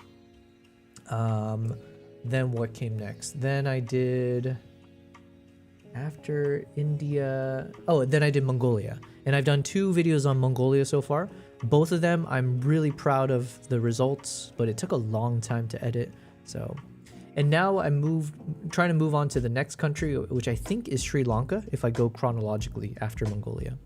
Stitch says, LOL bro, right? What's the algo thinking? Yeah, exactly. We all wish we could get in the mind. You know, some people, some dudes, they're like, I want to get in the mind of my crush. That, you know, that girl that you've been crushing on, you're like, I want to get into her mind, understand what it takes to woo her, you know? And I hear someone saying that, I'm like, you know what? Sure, I mean, I can see why you want that. But we got more challenging. We got more challenging stuff in our minds, okay? How do I get in the mind of YouTube algo, okay? Yeah. That's who I want to woo. That's who I want to win over, is that godforsaken YouTube algorithm. One video I make could just like blow up randomly, or like a random YouTube short, it just blows up. And then the rest, it's like a desert. It's like this image here. It's just barren land, right? You make something, you post it on YouTube, you expect it to be engaging, and then you get that like tumbleweed that rolls across the landscape here with like one viewer, and that's like your mom, you know? So yeah, but anyways, I'm still trying my best to flirt with YouTube algorithm, see what I can to massage it a little bit, you know, to like me more. So I appreciate it. Yeah, you rewatching that video, that does go a long way. I always tell people, you know, just make sure the best way you can support me, obviously, is just by liking my video on YouTube, leave a comment. You know, if you're on Twitch, I really appreciate it, because I think I definitely need to grow my Twitch audience as well. And then also Kick. But yeah, YouTube and Twitch is where I'm putting most of my focus. Stitch says snow leopards. Yes, that was in India. Unfortunately, we didn't really get good sightings of the snow leopards. When I went there, you know, talk about, you know, sometimes you get really bad luck when it comes to wildlife. And for the snow leopards, it literally didn't snow for, I think, the past month prior to my arrival. And then for the subsequent, like, several weeks after I left. And unfortunately, that just meant that without fresh snowfall, it's harder for you to it's harder to get good sightings because the snow leopards stay higher up the mountain, so they're higher up in altitude, farther away from your cameras, because all the animals are higher up. When it starts snowing, it kind of pushes the animals down the mountain closer to us humans, and then the hunting can happen. Plus, it's also easier to track the snow leopards if after it snows. You can track the animals better, right, in fresh snow. So unfortunately, we just weren't there with the right nature circumstances. Stitch says, wooing the YouTube algorithms. Yeah, man. I'm trying to do my best. You know, whatever voodoo magic that you got to do. But okay, so anyways, these are all the photos that I've been editing over the past few days. It's mostly a mixture. It's usually animal shots because that is kind of where my focus has been of late. But I have been trying to shift more towards cultural stuff because, especially from a video standpoint, I am trying to do more cultural storytelling, right? So how do I find stories mixing both wildlife and humanity? So Stitch, if you would like to see the best example of my storytelling direction and skills, I would point you to a YouTube video called Island of Second Chances.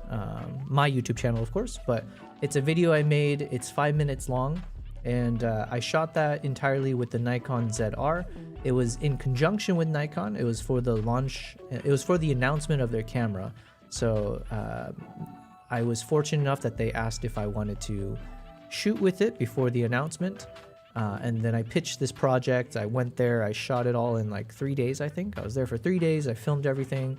And then I think it took me 5 days nonstop of just pure edit mode, editing all throughout the day and the night of, I think it was like 8 terabytes of footage. And out of 8 terabytes, 5 minutes of it gets shared as a YouTube video. So it's always funny how that works. But yeah, I'm really proud of that video. It's honestly the best work I've done. Like, I say that with pride, but yeah. And now the question is like, can you make lightning strike twice type thing? Can I prove that this is not just a one-hit wonder? Am I able to actually consistently tell good stories, compelling stories in a cinematic way? And that's kind of my journey as a content creator right now. So as you watch these live streams, as you see me edit, as you see me watching these videos, it's all in the name of like just trying to understand more and more the minds of the best in the business, whether it's like Hollywood filmmakers, or if it's National Geographic photographers or YouTubers and how they do their stuff. Like, all of it is going towards me, hopefully kind of subconsciously, but also intentionally, you know, by taking notes. Hopefully I'll get better as well. And then same thing with check out my YouTube videos. I am currently aiming to publish 2 videos a week on my YouTube channel. So hopefully you'll turn on the notifications, enjoy. It's going to be a mixture of me talking to the camera, like a talking head style video, where it's more casual topics, and then mixed in with more of these like kind of cinematic YouTube videos. So yeah, because God knows I have more than enough content.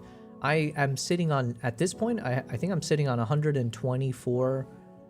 over 120 terabytes of video footage from the past 3 years of traveling. And I've only scratched the surface. Like I said, I'm still, the one I just posted was from Mongolia, and that was from end of 2023.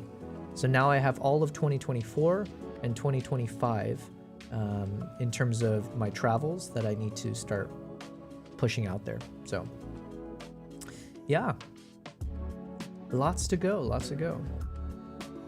All right, so these were more photos. I'm just kind of taking this moment to reset. I'm reviewing all the photos that I've currently edited, seeing how I feel about it. Also, I'm realizing I probably don't need to spend as much time as I've been spending editing each of these photos. We're in a good spot now. I have enough candidates.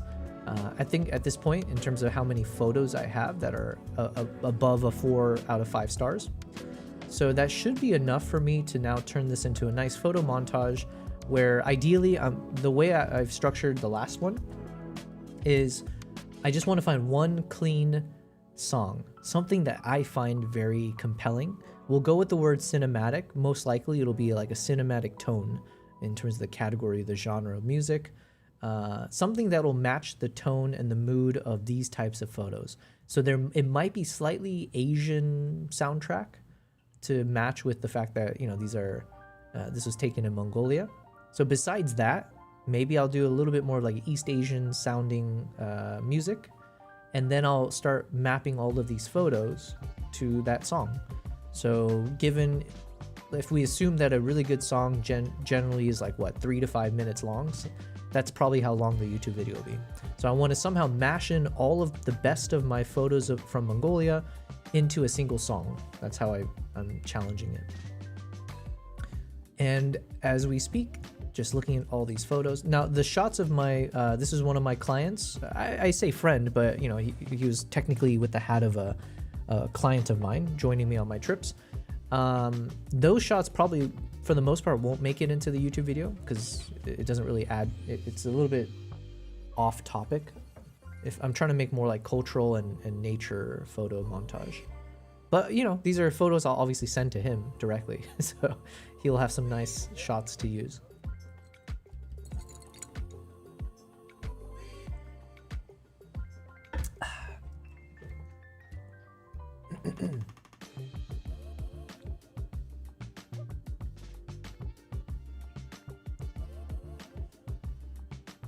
And then these ones I want to send to Ibo. He was my guide. I think that's his dad. And then that's Ibo himself. This is Dennis again. Okay, this is roughly where we stopped, right? Or just around here? I think it's around here. Oh yeah, this one. All right, so let me keep editing this as we check out the next YouTube video. What do we want to watch? Man, I want another Colo Kino video. Let me like this video first. Shout out to Luke Forsyth. Colo Kino, let's watch this. Let's get to...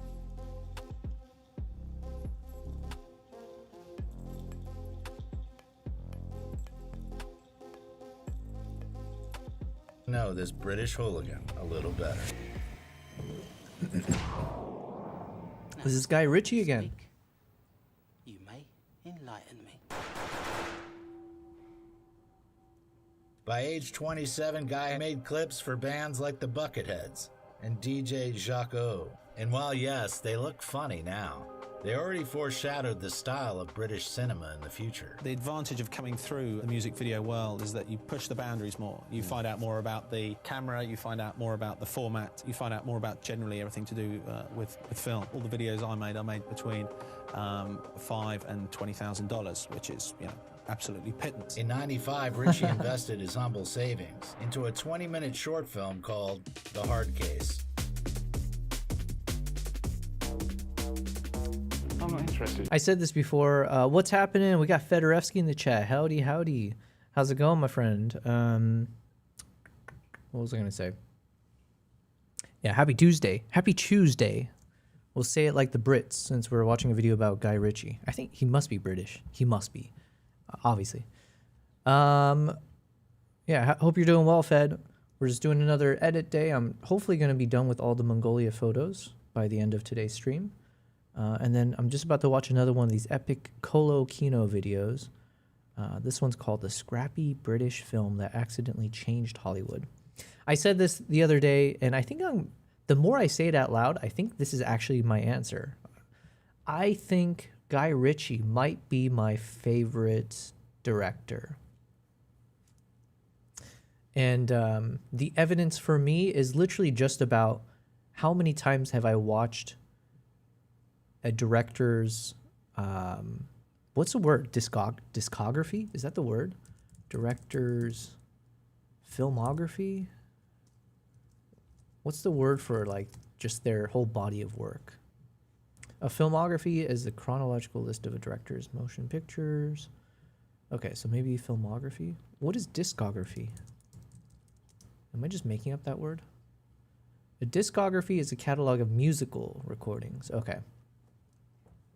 Got it. All right. So in terms of a director's filmography, whose movies have I watched the most? And I feel like Guy Ritchie's movies, at least his top ones, man, okay, what are his top ones? That's another, let's check this out. Guy Ritchie films. Let me do both, shows and movies.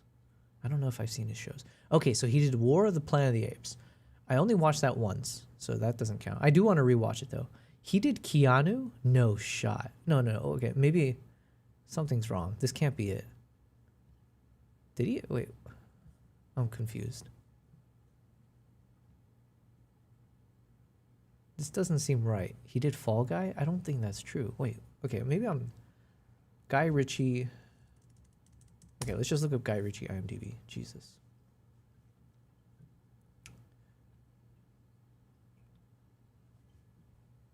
Okay, The Gentleman I've watched a handful of times, maybe like 3 to 5 times. Snatch, I might have seen like 10 times. Sherlock Holmes, maybe like 3 to 5 times. The Covenant, I think I only watched that once. Ungentlemanly Warfare, I watched that once. Lock, Stock, and Two Smoking Barrels, I've probably seen that like 10 times as well. Wrath of Man, I think that was like 1 time. Fountain of Youth, I haven't finished, to be fair. In the Gray, I don't think I've seen that. Operation Fortune, I saw that once. King Arthur, I don't think I've seen that. The Man from U.N.C.L.E., I've seen once. Oh, he did Aladdin? Damn, I didn't know he did Aladdin. Okay. Sherlock Holmes. Yeah, same answer as the previous. Mean Machine. I haven't seen these. Okay, so this is where it drops off in terms of like I have no idea what these are. He made a movie about making Snatch. That's great. Fedorescu says, Tally ho and top of the evening to ya. In it. That's another thing Brits say, right? Okay. So, looking at this list.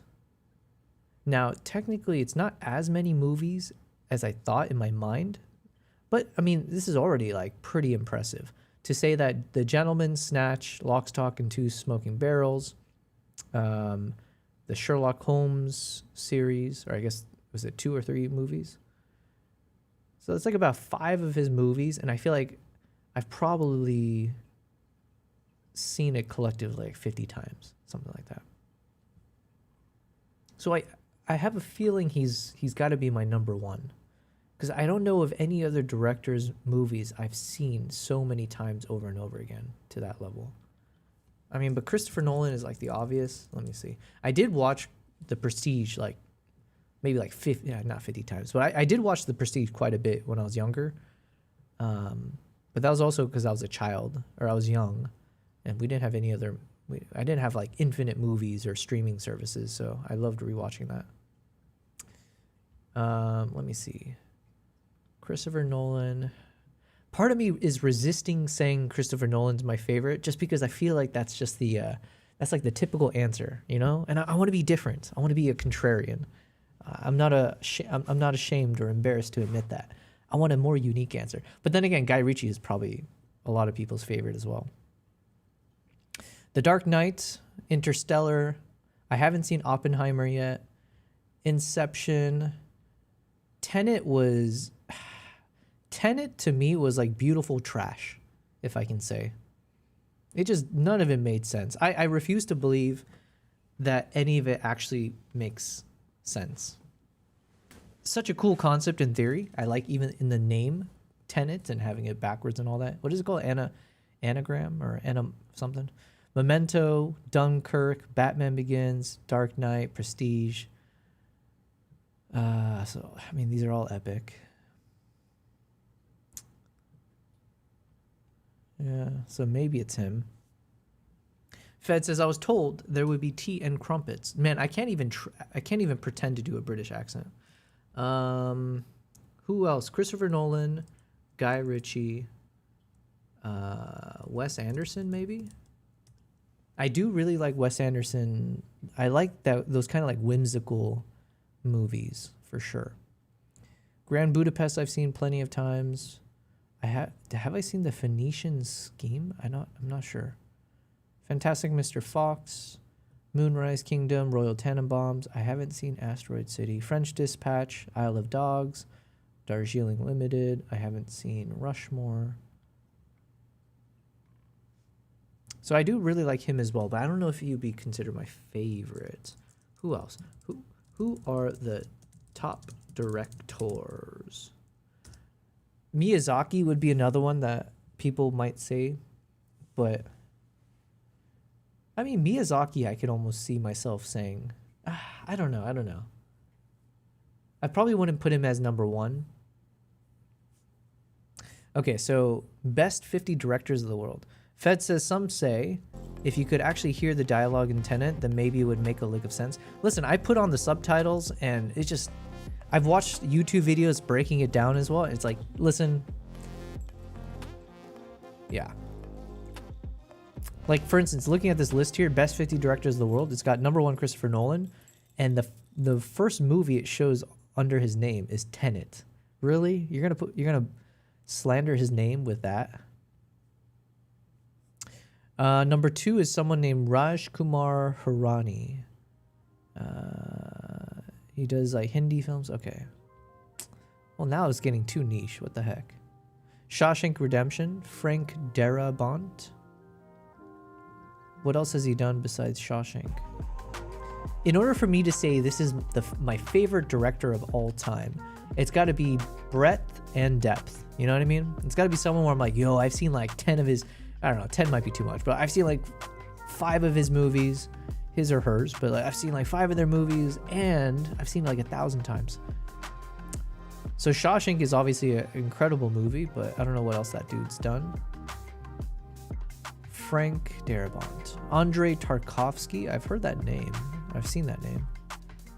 Quentin Tarantino's number 6. Wow. Tarantino might be my number 1 as well, just in terms of breadth and then depth. Stanley Kubrick, 2001 Space Odyssey. Apendra, I don't know who that is. David Fincher, I know people talk about him a lot. He did 7. What else has he done? He's known for Zodiac, 7, Gone Girl. Man, I did like Gone Girl. 7, I need to rewatch, but I watched it when I was too young. It was too traumatizing, I think, when I saw it as a kid. Zodiac, I thought was decent. I think the only problem I have with Gone Girl and Zodiac, and I guess even I haven't seen The Social Network, but it's like in some ways he's taking an existing story, right? Although, is 7 based on something? I don't know. I really do appreciate when... Oh, he was the producer of Love, Death, and Robots. Okay. House of Cards. Man, talk about a TV show. House of Cards was so much... That was so good. And then the whole Kevin Spacey thing, obviously, ruined everything. I was like, man, did you have to do your weird things, whatever he was accused of? Majidi, Edward Yang. I just don't know any of these guys. Oh, Peter Jackson, Lord of the Rings. Yo, Lord of the Rings trilogy. Can anything top? I don't think anything can top that, actually. Yeah, that's... But, I mean, is that all he's known for? What else did Peter Jackson do? I know his name was on other stuff, but...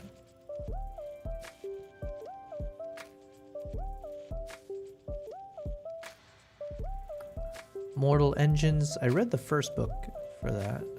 I don't think I watched the movie, or it wasn't memorable. People say Adventures of Tintin is like incredible. I need to rewatch it. I thought it was just like okay, but it was years back.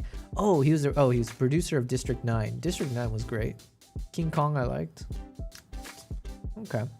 Fed says I really love Peter Jackson's early films. Gotcha. Yeah, I guess maybe I'm not too familiar with him. Oh, Denis Villeneuve. Actually, this guy might be my current. We'll go with current favorite. This guy might be my current favorite. If there's one movie that can sway me into saying this is the best director of all time, I feel like right now, Dune 1 and 2, but let's just go with Dune 2. I feel like Dune 2 is a masterpiece with like all caps masterpiece. You know, like you can't take away Christopher Nolan's genius, the creative ideas, like whether it's Inception or Prestige, although I guess Prestige is based on a book and all that. But point is, like, there's a lot of creative concepts there. But man, the way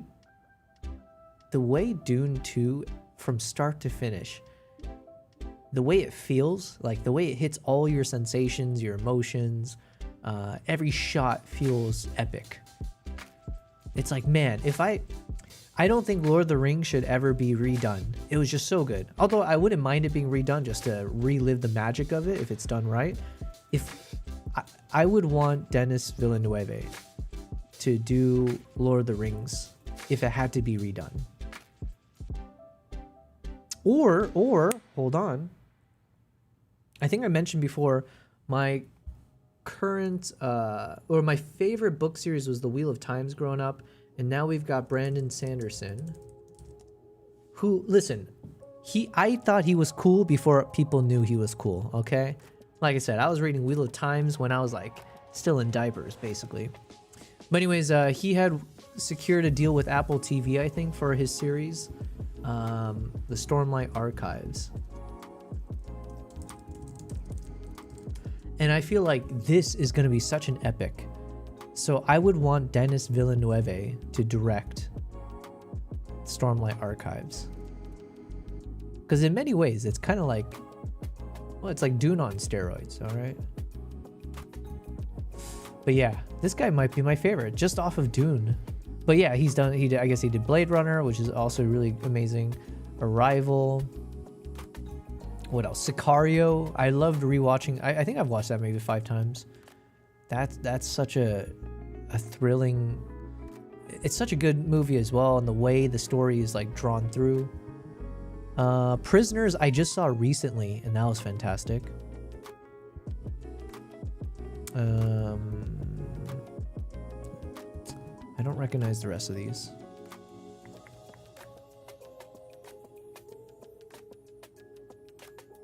But yeah, Dune 2, just from a single movie, I'm like, yo, I don't think anything tops that. Fed says, Brain Dead, Bad Taste, Meet the Feebles, Frighteners, Heavenly Creatures. I got to know Peter Jackson first through the first 2 I listed back in 1992. You know what? You just spewed out a bunch of things, like words that I've never seen put together. Interesting. That's so crazy to think there's all these movies that I've never even heard of, never even watched, that probably are good. I mean, I trust your taste.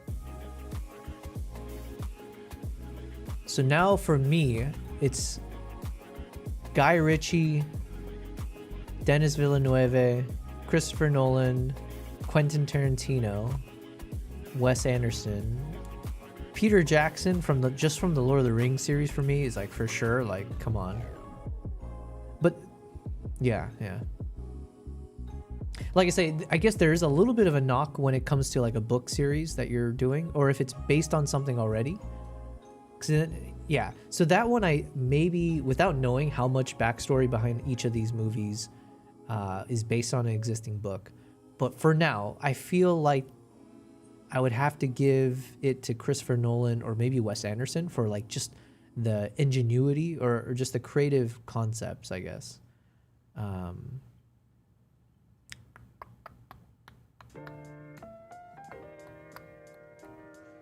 Charles Chaplin. There's Wes Anderson. Wes Anderson is number 25.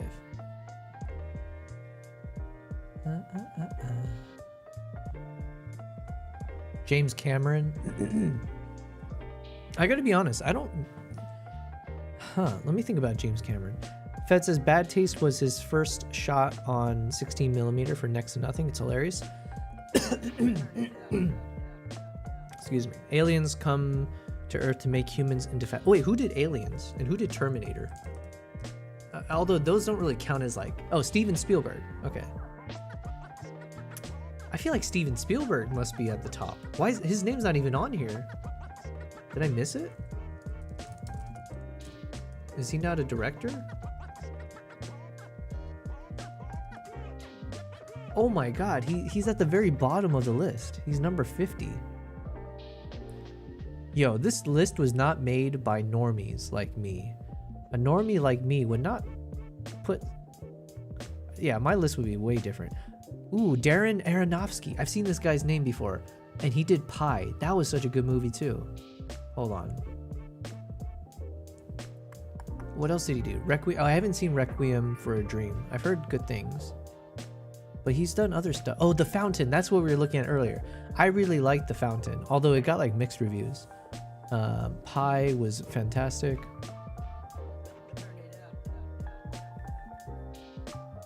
That's it?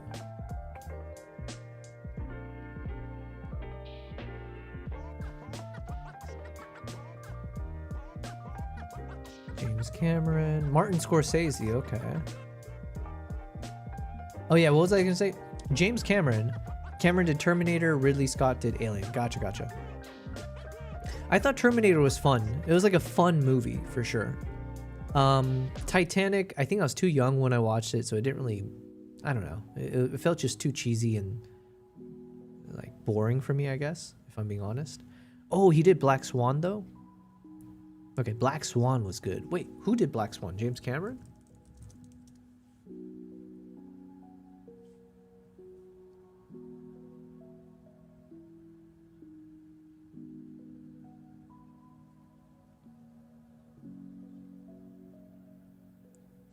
It's kind of funny that they don't put the director at the front of this list. Where the heck do I find the... Oh, there we go. Darren Aronofsky. Oh, okay. I really like Darren Aronofsky then. Oh yeah, so what was I gonna say? I think Avatar, when it first came out, I think I did really enjoy it. For sure. But you know what ruined it for me was what are those like random YouTube videos that kind of excoriated, if that's the right word, or it kind of pointed fun at James Cameron for basically copying and pasting some other movie. What was he copying and pasting? Was it Pocahontas maybe? Yeah, I think it's something to do with like, it's basically like a remix of Pocahontas. And after someone made that video, I couldn't unsee it basically. Dances with Wolf as enacted by Smurfs. Okay, yeah. It was something where basically they were like, oh, this guy's, just basically ripped off of something. And then once that got injected into my mind, it did kind of like change my opinion of him a little bit, more than it should, honestly. Like, what do I know? I've never seen Dances with Wolves. I've never seen the Smurfs or Ferngully, what you're saying. So it's like, yeah. But then like, since then, he came out with what, Avatar 2, 3, and 4, or however many new Avatars there have been. I haven't seen a single one of them. I don't know why, but it just, I think the allure, yeah, I don't know, something about it just kind of dissipated. So I've never really had a keen interest in watching those movies. I'm sure it's good though, but then also I've heard from people who really enjoyed it. It's basically like the same thing over and over and over again. It's like the same plot, just with different names, or like the same plot with just a little bit different rendition, and you're just watching it. It's like watching 24. What an amazing TV show, man. You're in it for the ride, you know what I mean? Or it's like people who go on roller coaster rides to begin with. It's like, every ride is going to be roughly the same, it's like an iteration of each other or whatever. You still do it, it's a thrill.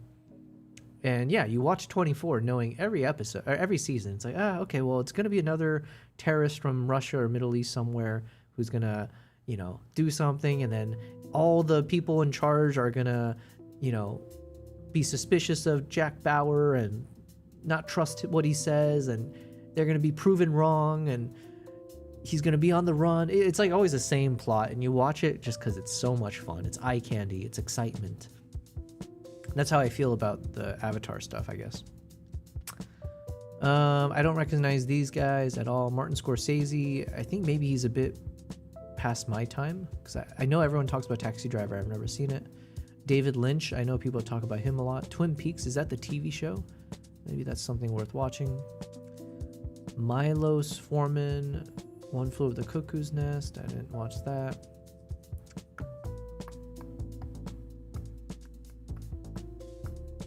Ooh, Taika Waititi. He did What We Do in the Shadows. Man, I want to rewatch that. Dude, that was I love that kind of humor as well. Okay, Taika Waititi. I do have a soft spot for like the more comedian style directors. What else did Taika direct? Jojo Rabbit. Oh, he did that. Or he was the producer for it? Why did I think this is like a Wes Anderson? Was this Wes Anderson? Oh no, he directed this as well. Wait, this whole time I thought this was a Wes Anderson movie. Jojo Rabbit? Huh. What else has he done? Yeah, I guess I don't know much of his work, but...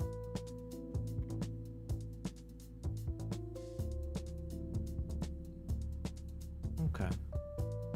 And then, I guess shout outs to who? Bong Joon-ho. I really like Bong Joon-ho. And then the Daniels, man. To me, this is probably the guy, these two are the ones I'm most inspired by. Because I really like how unorthodox their approach was, right? Because as far as I know, they started like in music videos, right? They did the Turn Down for What music video. And then Everything Everywhere All at Once was my favorite movie for that year and then some. Or like it basically became my favorite movie of all time. It could still be there. I don't know. I've rewatched it way too many times at this point. But yeah, the Daniels are also fantastic. To me, what they excel at in almost, I feel like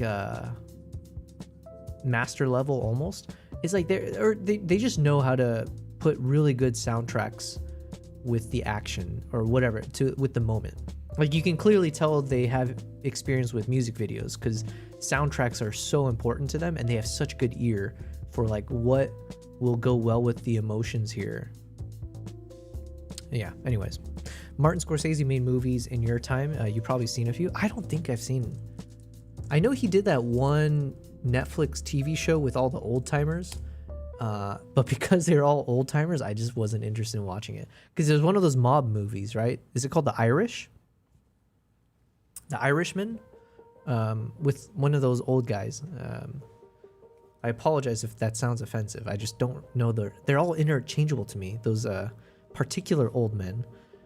And I was like, wait, you're making a mob movie with these kind of older gentlemen? That doesn't sound exciting. I need like young blood where I know they're about to get into action, not like, you know, people who need a walking stick to assassinate whomever. I think he did what I'm talking about. Oh, he did Goodfellas. Okay, that was fantastic. Oh, The Irishman. Yeah, okay, I was right. Oh, Irishman was a movie. Oh, for some reason I thought it was a TV show in my mind. He did Shutter Island. Oh, that was good. Wolf of Wall Street. Oh, okay. So I take it all back, Fed. I did watch a bunch of his. Killers of the Flower Moon. I only watched maybe 1/3 of it on a plane ride, so I wasn't able to actually finish it. But I know it's supposed to be really good. Oh, snap. Oh, he did The Departed. Okay. Well, I rescind every negative thing I said about this guy. Clearly, I have seen a lot of his, and he is fantastic. I haven't seen Silence. I've heard good things about this one too, I think. Yo, what's happening? We got Katzenell and Boggin saying absolute cinema. Who? Scorsese? Oh, Irishman, maybe? Is that what we're talking about?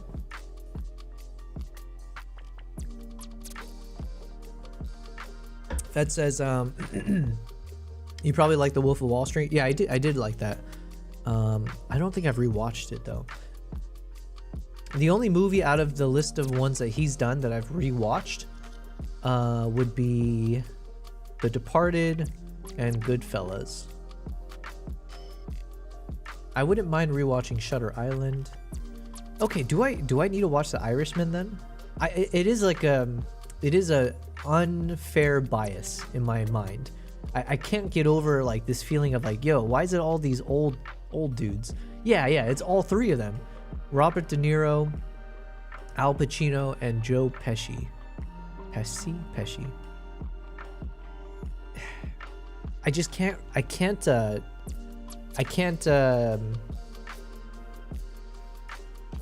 There's too much overlap in my mind. I can't separate mob, crime, thriller, that kind of genre, and then just a bunch of old farts that are supposed to be the intimidating ones. Because like in my mind, I'm expecting some crazy action. You know, I'm expecting like Peaky Blinders, right? Like all these young blood that's going out there, fist fights and doing all kinds of things. And can you imagine a fist fight between Robert De Niro and Al Pacino? God, you know? You'd have to speed that up by like 10x. But yeah, like I said, I'm definitely biased here. I know it's unfairly biased. I'm sure it is actually a fantastic movie, and obviously they're incredible actors. But it's the same way. Yeah, anyways, okay. Let me read what he said. Fed says, Irishman. Oh, Scorsese did Killers of the Flower Moons just a couple years ago. He's working on a new film right now.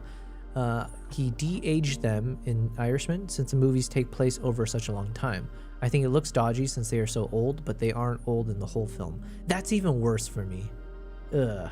I don't know. I don't know if I like that kind of technology being used that much to like mimic them being young, but using the same actor for that. I don't know.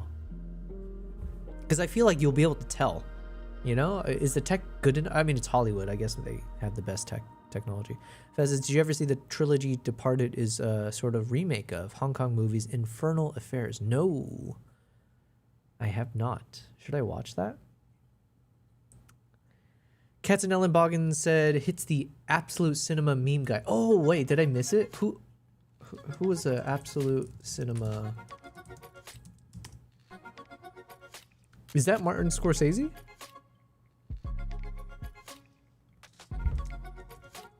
Who is the person in the Absolute Cinema meme? Oh, okay, that is Martin Scorsese. Gotcha. I didn't realize.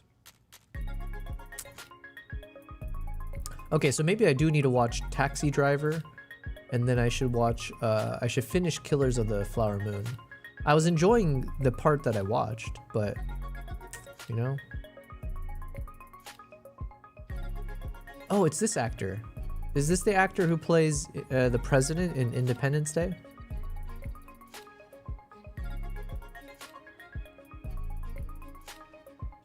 Okay, I gotta add to my movie list. You need to see Casino if you like Goodfellas. I think I have seen Casino. Have I? Or maybe I'm mixing it up with Chinatown. I've seen Chinatown. Have I seen Casino? Oh, I don't think I have. Okay. All right, well, I gotta just add. I wish I could just watch movies on stream. Wouldn't that be the life? I could on Kick, I'm sure. I don't think the bosses do a lot of fist fights. Yeah, but that's what I'm saying. That's why it's unfair. I get that I'm unfairly placing a lot of weight on these old actors to fit a role of a certain type of crime drama action thriller style. But what can I do? It's my mind. It's enough to kind of make me feel resistant. Like if I have to choose a movie to watch tonight, I just like, unless someone forces me to watch it and I know I'll enjoy it, it's just not going to be the one I pick. Castanellan Boggin says, I can't believe we're halfway through the year. It's crazy. Oh, snap. You're right. It's June 2nd. Jesus. Thanks for reminding me. Da Vinci has it now too. De-aging is here to stay. Yeah, we watched Fedorevsky. Shout out to Fed. We watched your YouTube video, right, where you did the de-aging tech. That was pretty cool. De-aging is dodgy, says Fed, because they're so old, they don't move right. Yeah, it's like you can de-age them digitally, but they're still going to walk around like a 70-year-old. Well, you can't really... They're not Jackie Chan, you know? There's a scene of De Niro de-aged, supposedly beating up on some guy, and it looks like a grandpa with a young face. I can't get over that. Honestly, I have a difficulty at times with the whole, what is it, suspension of disbelief. It's the reason I really don't like watching horror movies. It's not the only reason, but that's a big reason why I just can't stand the whole trope of like stupid character in a dark house, dark environment, and there's a sound in the darkness, and the first thing they do is I go, hello, and like draw attention to themselves like idiots. And then the second dumb thing they do is walk towards the sound. Or when they go like, okay, you go this way, I'll go this way, we're gonna split up. No, the F we're not. Why would you ever split up in a dark environment where there might be ghosts or whatever the heck it is you're running from, some paranormal thing? I can't get over when characters act in such a way. So then if you're telling me an 80-year-old, 70-year-old is pretending to be like some, young guy, yeah. Chinatown and Casino are two completely different films. Yeah, I know. That's why I was laughing. I was like, I think I just saw the C word and I was like, oh, I think I've seen it. They're too old now. They were great in those roles 30 plus years ago. I did aging though. That tends to work better. Oh yeah, doing the opposite way. Sure, fair enough. Yeah. Okay, I did get sidetracked quite a bit. Giuseppe Tornatore. Okay. I think Giuseppe Tornatore, I could be wrong, but BD in the chat, I think BD mentioned this might be their favorite director, I think. Wong Kar-wai, I don't know who that is. All right, well, there's our list. So I don't actually know who my favorite is yet, but we've learned a bit from that. Oh, in terms of highest grossing film directors, it's like a complete opposite. Steven Spielberg is at number 1. Jesus. $10 billion. James Cameron also.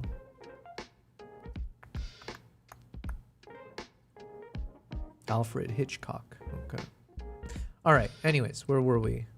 Oh, I need to watch this movie, right? Blowout. Let's keep going. What do you think? If you don't like it, then I know I'm on the right track.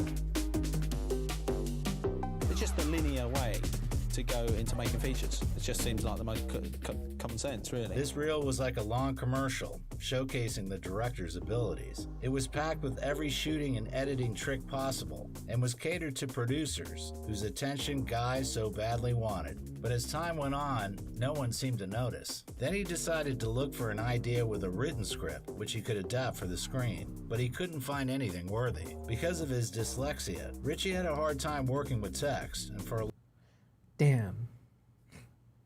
Man, it's so crazy when you hear about these amazing directors or whatever, and it's like their backstories are always so fascinating.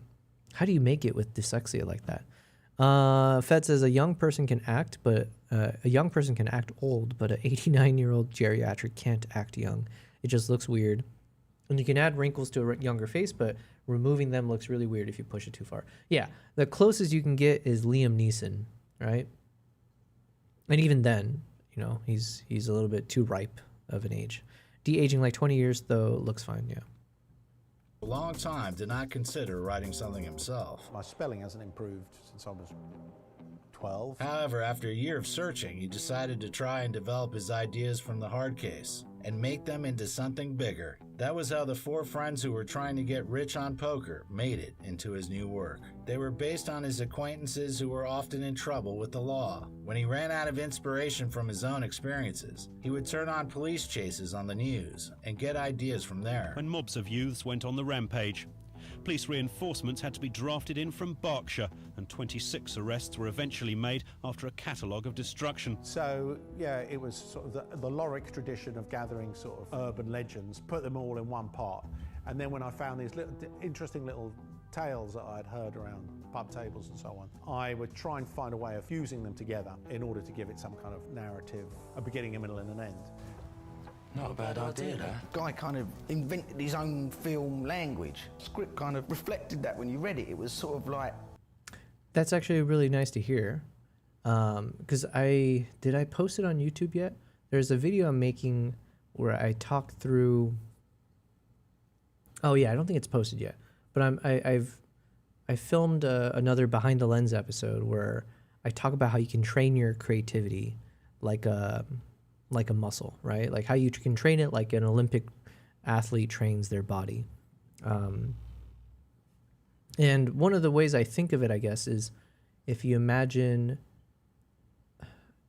it's like if your creativity is this large container and every new experience that you have, you're adding like nodes into your container. And so then you try to expand the container through different means, as well as fill it up with as many nodes. And then it's like, I guess the creative moment or the spark is when you're able to take a bunch of those nodes and then shove them all together, combine them into some new structure. And so it's like, to me, I'm like, okay, what's the best way to then expand my creativity? It's like, one is like continue doing what I'm doing, whether it's like, you know, travel the world or watch movies, do the things for entertainment, but try to do everything with intention. So whether it's taking notes or trying to kind of burn it into your memory, into your mind a bit more solidly, so that it becomes like a residual node, or you reinforce it over time. And then you hope at some point your brain will bounce around all these random nodes, and then these randomness of random thoughts turns into something innovative. And it sounds like that's what Guy Ritchie is doing, but he does it at the pub, which is even better. Or at the pub, and then also watching car chases or whatever in the news. And then at some point, as he hears these stories, he's able to just, we'll take this, this, and that, and we've got a fantastic story. I think that's cool. Because that's kind of the approach I'm trying to take with my own work. We're going to watch Hokum tonight, the new horror movie from Damien McCarthy, available to rent digitally. Stars Adam Scott from Severance. Ooh, interesting. You know what? I really want to watch in theaters that movie called Obsession. I really don't like, as I said, I don't really watch horror movies to begin with, but everyone's been raving about Obsession. And apparently Obsession has like this super low budget. Hokum. Yeah, so I'm definitely not going to watch this. More power to you, Fed. But just from that thumbnail of this creepy looking mask, yeah, that's not for me, man. But it's got crazy good reviews. For all I know, Obsession is the same, but it doesn't have a creepy thumbnail. So 96% on Rotten Tomatoes. I'm telling you, Fed, if you like it, horror stuff, which I think you do, I'm sure other people have told you about this as well. 96 and 94%. And it apparently has like a super low budget. Obsession, what was Obsession's budget? $750,000. And it's grossing over $100 million off of $750,000. And a 26-year-old directed it. Jesus. Jiminy Cricket, right? Too much talent in the world, man. You know, this kind of poetic. Kind of mad London speak. The greasy what shistos pezavengi gamure Greek bastard round there now. It took Ritchie roughly 6 months to write the first draft. He had been simultaneously looking for sponsors who were ready to invest in the project. In the time it took him to do that, he could have written 4 more drafts. I can't remember how many years we tried to make it. You know, for one reason or another, we'd start up and then we'd have to shut down the production. A group of patrons appeared only after 2 years. Having watched The Hard Case, Sting's wife Trudy Styler became interested in Guy's work. But when she offered to meet with Ritchie for a read-through of his new work, she was shocked by the awkwardness with which Guy presented his story. It was a very long, rambling screenplay with, you know, terrible typos and really poorly presented. Now, Trudy, you produced this film? I did, yes. Another person who was intrigued was the owner of the Hard Rock Cafe chain, Peter Morton, who heard of Ritchie thanks to his godson Matthew Vaughn. Vaughn was studying film in Los Angeles, and when he got his hands on the young British hooligan script, he realized that it was his ticket to the movie big leagues. Another pattern I'm recognizing. Fed says Obsession cost $1 million. I could be mixing it up with another recent horror movie. No. It's that's the one. Another pattern I'm recognizing here from at least some of these videos we've been watching is a lot of these greats they started with like a screenplay or a script. Are they basically the same thing? I'm assuming it's the same thing, right?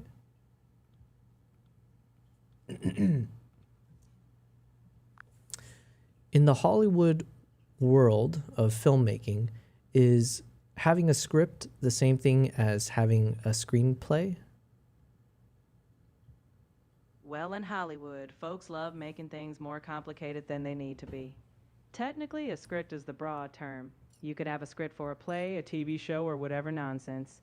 A screenplay is the specific type of script written for film, formatted with all the industry bells and whistles. So every screenplay is a script, but not every script is a screenplay. It's just Hollywood's way of making sure you know you're dealing with movies. Okay.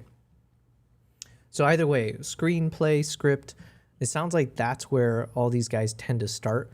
Like, to be able to have something you can pitch to get funding or to turn it eventually into a story. So then it's like, whether it's Quentin Tarantino or these others where they spend months or years putting the script together or the screenplay, and then eventually that can be something you put into the right person's hands, and that turns into we're going to invest. So obviously I'm oversimplifying, but it's good to at least see some kind of a pattern where it's like, okay, if I want to be serious about this and pitch my own story or whatever it is, then it sounds like I do actually have to put pen to paper, put a script together, or at least start storyboarding it out in some kind of a written fashion. So, yeah. Obsession is up there now among most earned compared to budget, but Paranormal Activity is going to be hard to beat. 15,000 budget? Damn. Okay. In my experience, you're supposed to take that opportunity. Take that. If it's there. I found him to be mutually as motivated as I was. Matthew became the film's producer and helped Guy to convince sponsors to invest £7 million into Lock, Stock, and Two Smoking Barrels. With this gigantic budget, at least by amateur directing standards, Ritchie began to put together his acting ensemble. He had planned to fill it with British stars, but when it came time to shoot, many of the investors backed out, leaving Vaughn and Ritchie with roughly £700,000. The whole thing about raising finances is it depends on who your cast is, and we had no one in there. The amount was 10 times less, which immediately destroyed all casting plans. This is also really encouraging to hear, because it's like, it is kind of, yeah, it is encouraging to hear how discouraging his situation was. Can you imagine? It's like, so it's like a roller coaster ride. He eventually gets people on board with this story, and then going from, you know, millions of dollars budget to boom, it's all gone. It's like, yeah, I can only imagine how stressful it must have been. But obviously he, you know, had faith in his project, and we get the final output. But damn, like I wonder, for every one of these like successful stories of Lock, Stock, and Two Smoking Barrels or whatever, how many amazing, epic, you know, artistic endeavors are out there, or like projects that never see the light of day because of these, you know, just one little topsy-turvy roller coaster moment and it gets failed. It's kind of crazy, but... In hindsight, that setback gave Guy the best possible acting ensemble. For 17 of the actors, the picture became their debut. The first to join the film was Vinnie Jones. Business good. I imagine that's why I'm here. Man, he was so good. Vinnie Jones would be a movie star ever since I saw him on the football pitch. And then I watched a sort of documentary on Vinnie Jones, and that fascinated me even more. He was into fly fishing and sort of the natural esoteric world. And I thought, hold on, how does this all work? I thought he looked spectacular, he was a great athlete. So as soon as we were going to make Lock, Stock, I was desperate to turn him into a film star. First ever meeting with Guy and Matthew Vaughn.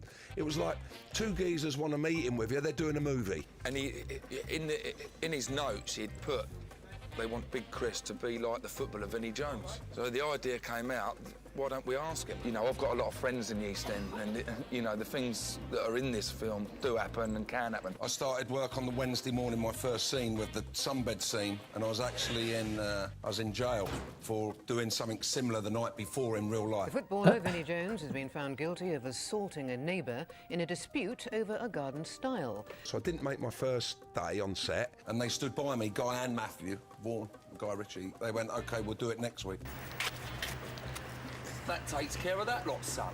I just need people, yeah. I need people like Guy Ritchie who just believes in you no matter what. That's got to be a good feeling. Obsession says, oh no, Fed says Blair Witch Project as well, 60,000. 60 to 200,000 budget, depending on who you ask.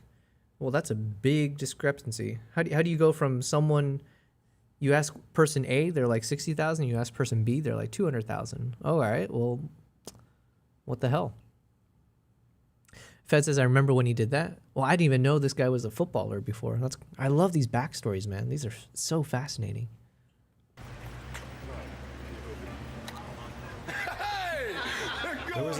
And then side note, for this particular photo, I kind of want it to be really low exposure so that the light, basically your eyes get focused on the way the light is glowing on the soft fur coat.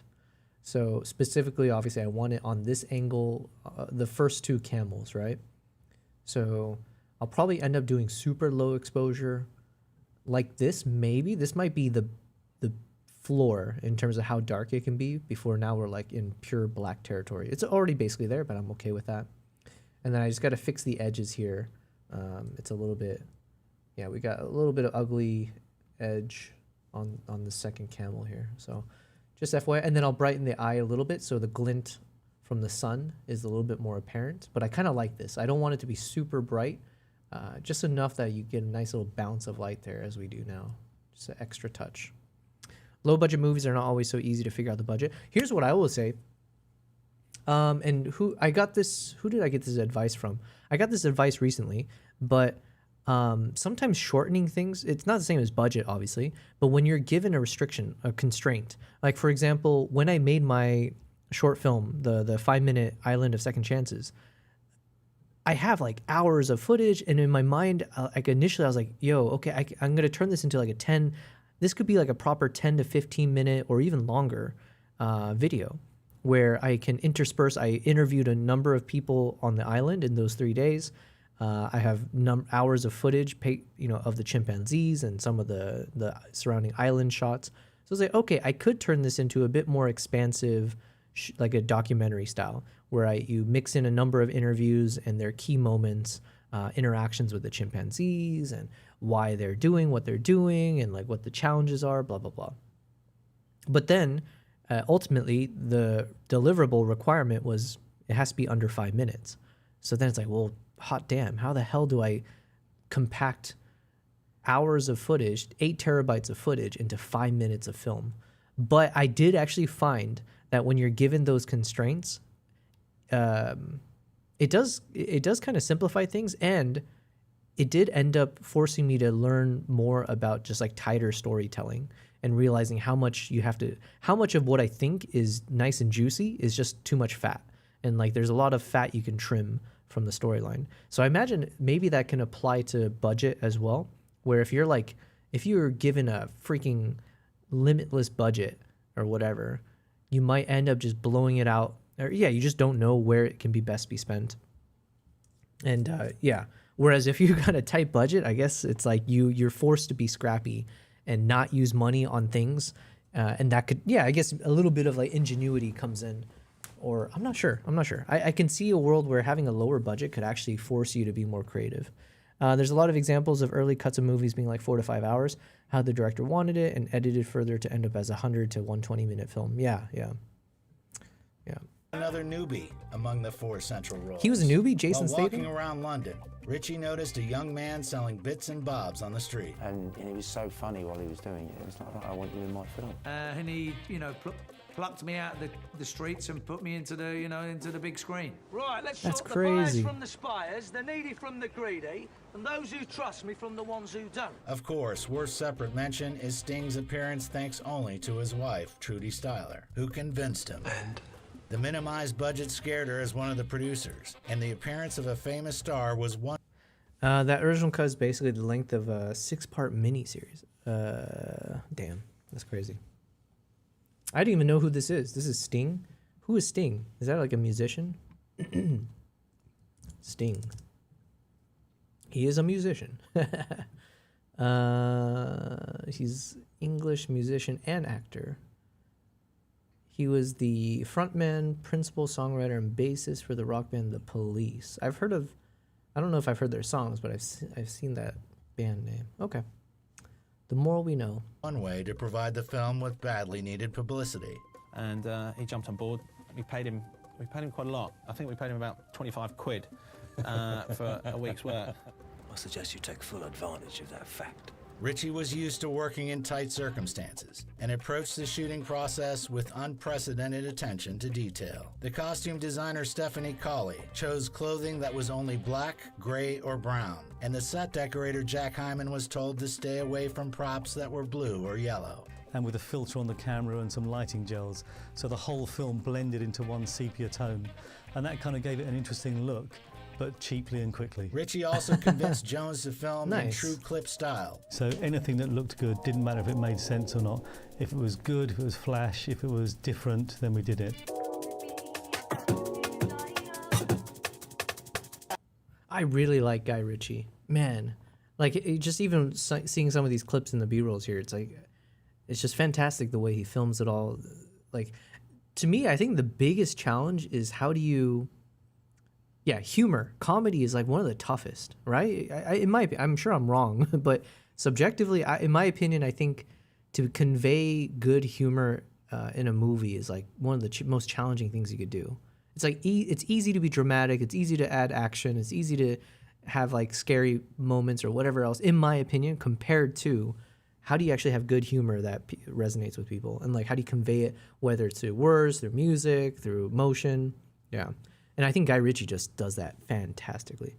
Sting from The Police and later solo career. He sings and plays bass. He acted in David Lynch's Dune as Fade Rotha. Oh, snap. Fade Rotha. That was the main bad guy, yeah? Fade Rotha. Who's this actor? Butler? Something Butler? Austin Butler. Oh, it's right there. Okay. And then also I see Sting and then Matt Kiesler. Okay.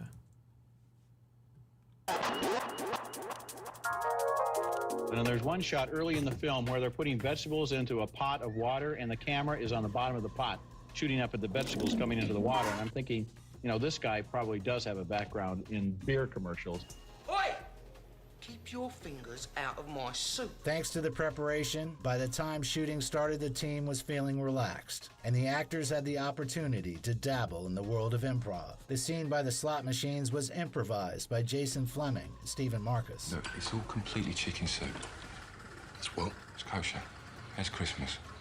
The Jews don't celebrate Christmas, Tom. But the greatest discovery was God, the it's so talent good. of Vinnie Jones. While shooting the scene where he beats a man with a car door, they placed a piece of wood where the head should have been. We had the camera in the footwell of the car, and he went completely mad like this. And when he finished the take, there was like absolute silence, and we're like, okay, should we do that again? I don't think we need to.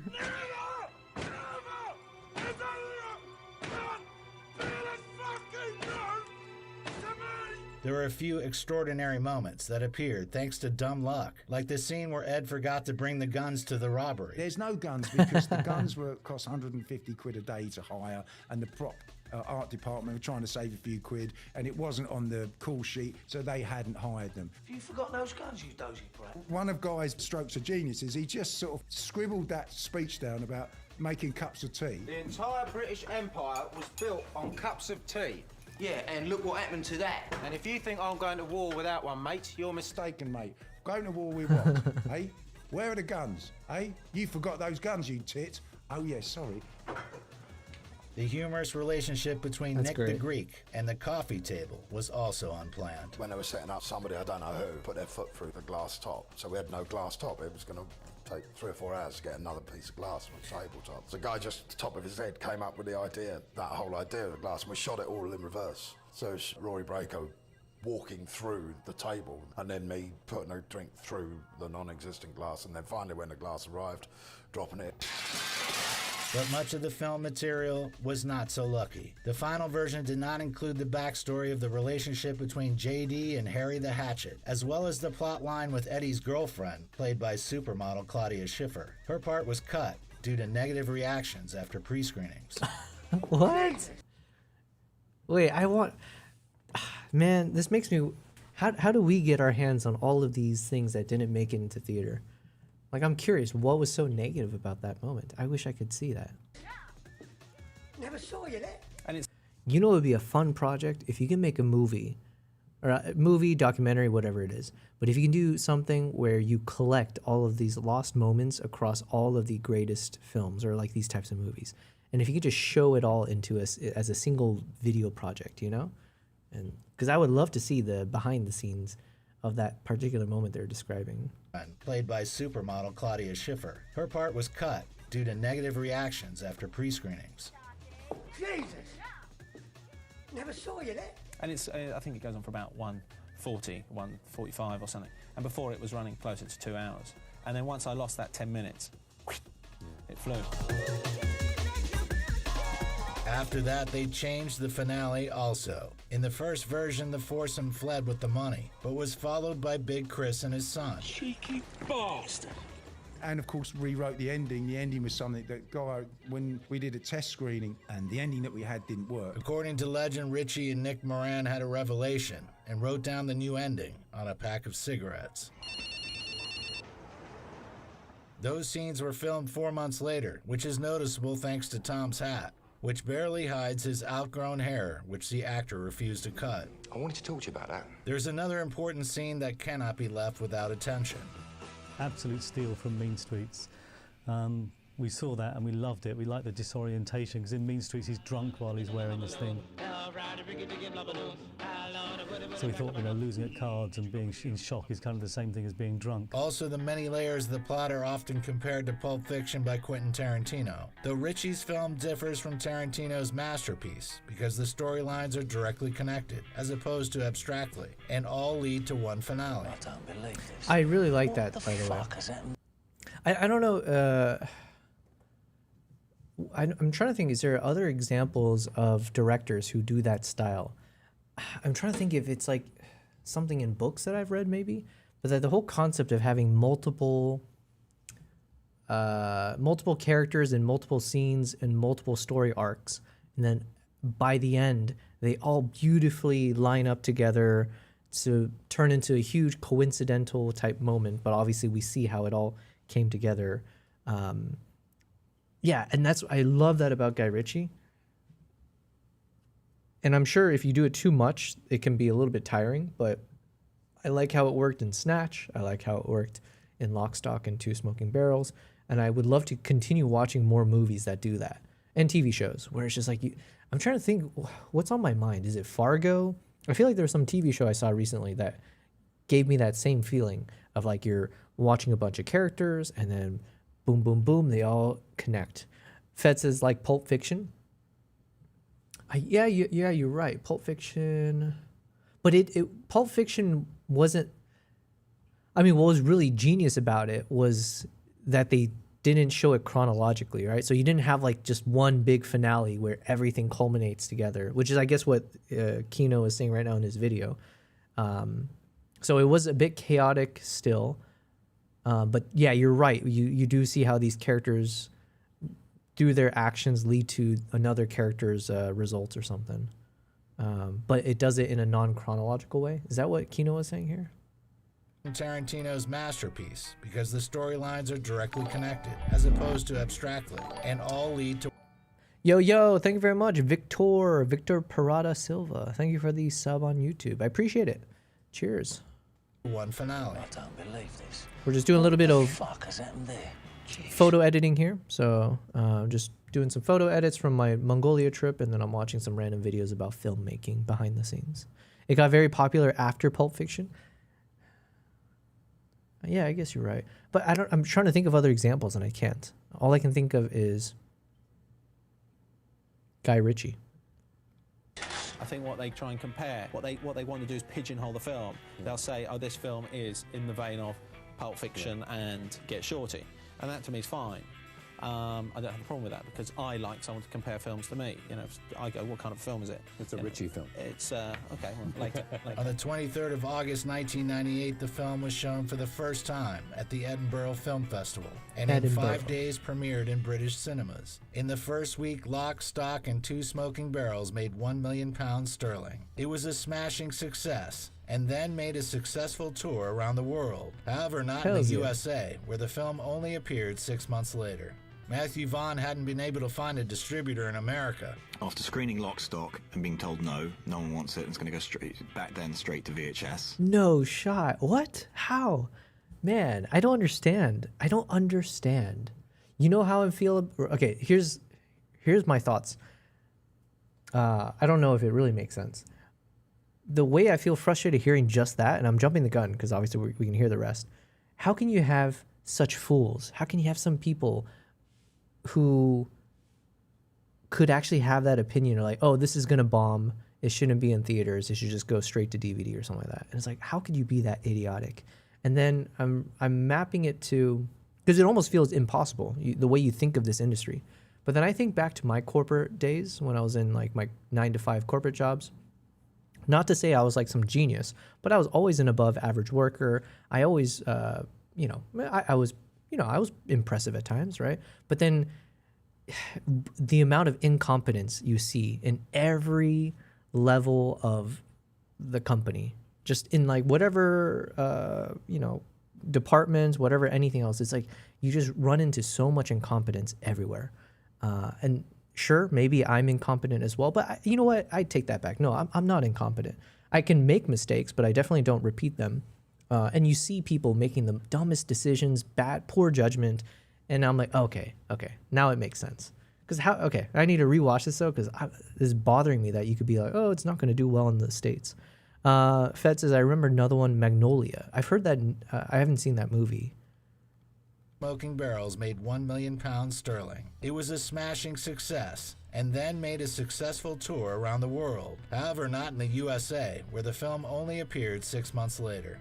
Matthew Vaughn hadn't been able to find a distributor in America. After screening Lock, Stock and being told no one wants it and it's going to go straight to VHS. It was the best deal we had. So then I rang up Trudy Styler and said, Trudy, do me a favor, can you get Tom Cruise to come to the Spy screening in America? And she went, are you mad? You use stars for the premieres. And I said, no, there's never going to be a premiere of this. I called him and said, could you do me a favor? I really need you to go to a screening. He said, how the F, man, how people are so interconnected. How does the wife of Sting just randomly call up Tom Cruise? That's so crazy to me. Can you imagine being in these circles? Third Floor, what's happening? We got Third Floor in the chat. It says, Lock, Stock, it's an experimental film back in the day. It pushed a lot of styled editing that could have bounced off general audience. I get what you're saying. Yeah, obviously I'm being a little bit hyperbolic and emotional here without the context. Yeah, I get what you're saying. You're right. I guess even the way it was shot, and they're explaining it was very sepia with the low budget. So it was like they're doing a certain stylistic element to it, which, yeah, fair enough. I guess too, like if you were trained as a normie to enjoy certain type of videos back then or movies, this one might be even more jarring. Whereas I have the gift of hindsight, or I guess times have changed. There's a bit of it in Banshees of Inisherin, but on a smaller level. Oh, I need to rewatch that one again too.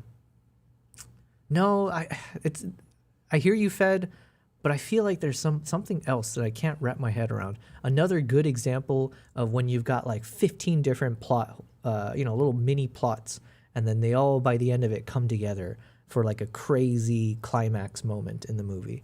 And the problem is right now, besides Guy Ritchie, I can't think of another good example of that. How's it going, Third Floor? Thanks for hopping in here. Fed says, Lock, you said Babel. I don't think I've ever seen Babel. That's the one with some, I don't know. It's either Brad Pitt or, I'm thinking Brad Pitt or Denzel Washington, but I think Denzel Washington, I'm mixing it up with The Book of Eli or something like that, which I never saw. Babel.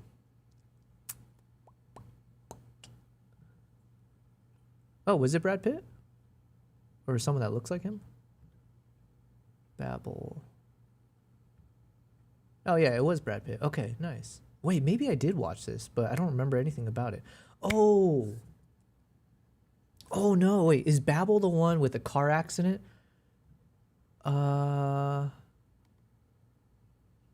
Wait a second. If it was, I think I really liked this movie. And did I just forget about it? Is Babel the one with a scene with a car accident? where the car flips over. Yeah. Oh, dude, I need to rewatch this movie. Holy crap! How did I forget about this? Babel. What did it get on Rotten Tomatoes? Thank you for reminding me about this movie, Fed. Fed says Lock, Stock was not effective enough, too, because it didn't manage to turn him into a... You're talking about me, okay.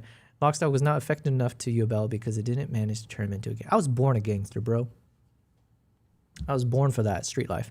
Brad Pitt, yeah, you're thinking... Oh, no, okay, I'm thinking Crash. Holy crap, dude. I'm mixing everything up. Thank you very much, Third Floor. Crash.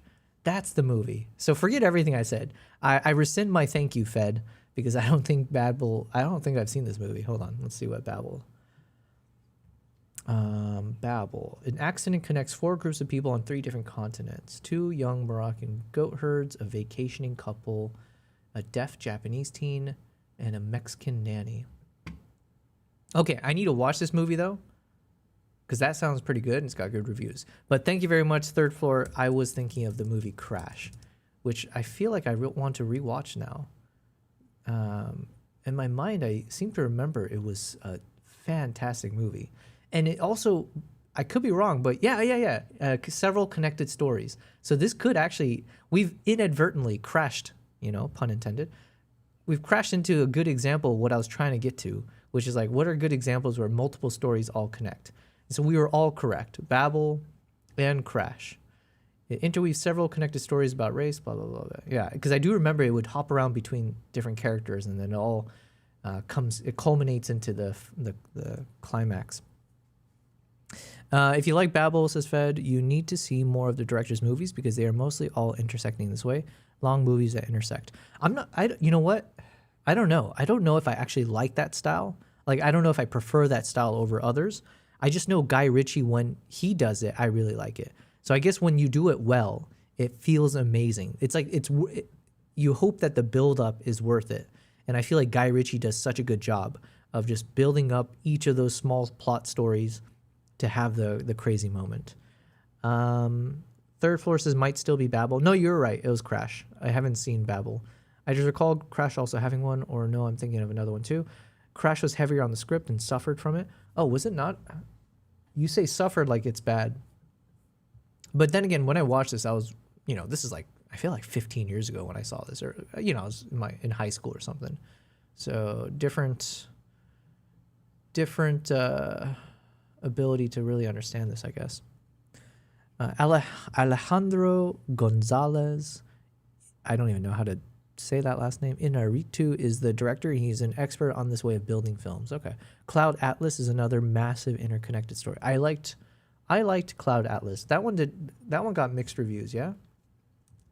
That's the one with Tom Hanks. But here's the reason for me, and it's the same thing I thought about with the movie The Fountain, because I don't think that got good reviews either.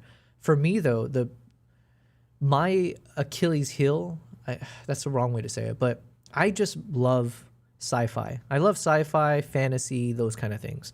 So if you plug a mediocre movie with a sci-fi element to it, that might be enough to get it from mediocre to above average to me, right?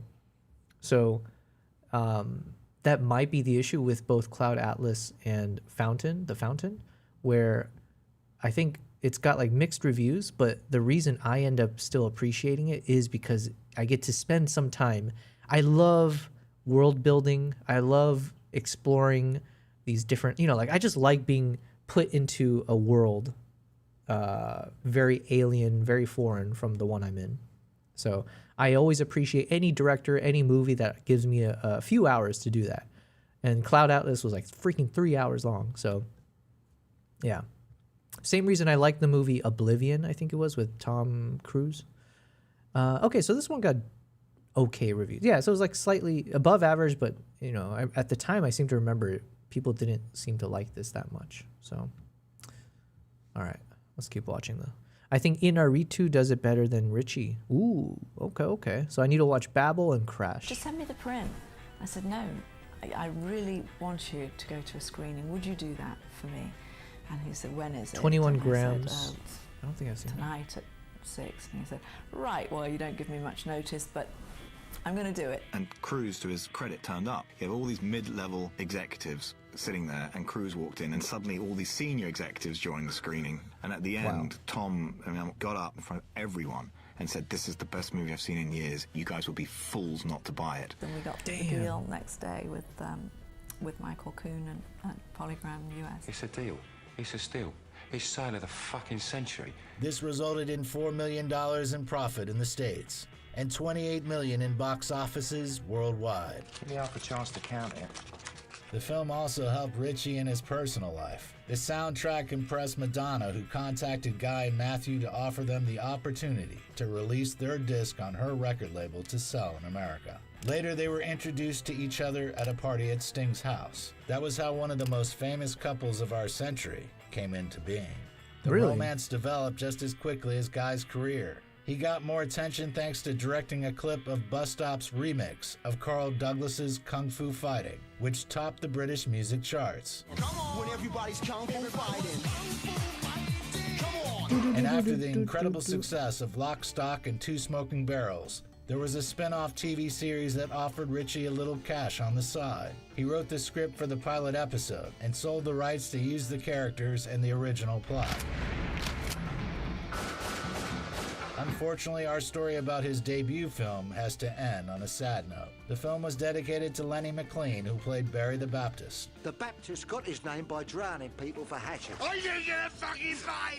Are you gonna fucking fight? McLean died a month before the film's release on the big screen. While shooting, he thought that he had caught a cold. After he finished work on the film, he was diagnosed with pneumonia and admitted to a hospital. But it turned out to be inoperable lung cancer.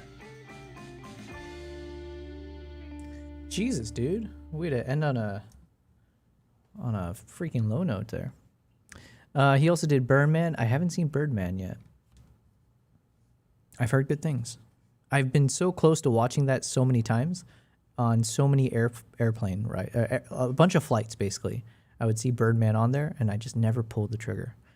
Michael Keaton. I've seen that guy's name. I can recognize his face, but I don't know anything about him. That one is more known for being part of the seemingly one-shot trend. Oh, okay. He's the guy who directed The Revenant. Oh, that was also fantastic. Oh, that was good. I really like watching these YouTube videos from Colo Kino. This movie should be a mess. Oh, is it about Snatch? Oh, of course we gotta watch this. I go back and forth between do I like Snatch more than Lock, Stock, and Two Smoking Barrels. I can't make up my mind yet. Well, actually, I got offered a lot of films after Lock, Stock. Although we were being offered sort of formidable Hollywood big-budget movies. You know, they've wanted you to do some films like Charlie's Angels and some big-budget movies. Why have you decided not to go that route? Yeah, I just thought I think it was a good idea for my next film to make something that was humble in budget that I had control of. In 1999, he went from an anonymous amateur to the director in highest demand in all of Britain. His debut picture was nominated for a BAFTA in the Best Film category, while he was already writing his next script. I felt confident. Michael Keaton is Batman. No. Who would be my Batman? That's the question. It's got to be Christian Bale, right? Michael Keaton, Batman. Yeah, I recognize his face, but I can't picture him as Batman.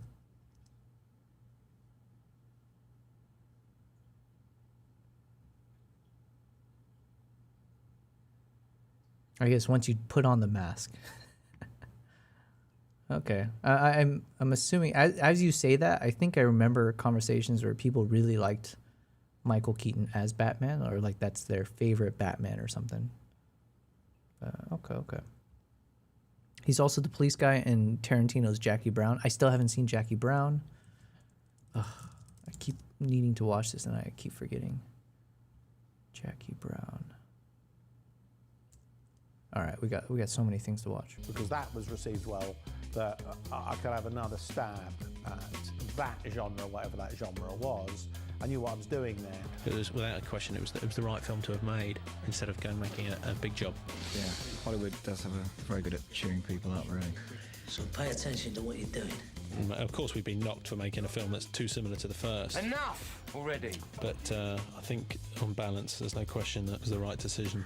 Could have been a shite sight worse. Snatch was an ideological continuation of the history of criminal London. London? Yes, London. You know, fish, chips, cup of tea, bad Cup of food, tea. worse weather, Mary fucking Poppins, London. And despite there being no connection to his previous reel, it was exactly what investors had been waiting for. We know that. That's exactly... That's kind of fun to think. If you watch this in theaters, Lock, Stock, and Two Smoking Barrels, and then you see Snatch coming out, in some ways, could you view it as like, oh, it's a sequel? I was 9, says Fed, when that Batman came out, so he is my Batman. Gotcha. Jack Nicholson is my Joker. I dressed up as that Joker for a carnival that year. Well, all right. You know, you got to start at some age. Why we're here. Snatch was sort of all the other stories that I couldn't fit in Lock, Stock. Yeah. I was going out with a Jewish girl at the time. I loved their family, and I had this whole subcultural thing going on, and that's where the idea came from for using the whole Jewish thing. It's about a load of subcultures, you know, diamond dealers, Irish gypsies, bare-knuckle boxers, and the sort of underground gambling world. The thread that runs through the film that pulls everything together is follows the trajectory of a diamond, which is an 84-carat stone, which is travelling from Antwerp to New York and gets lost in London. The dog. The dog must have had it.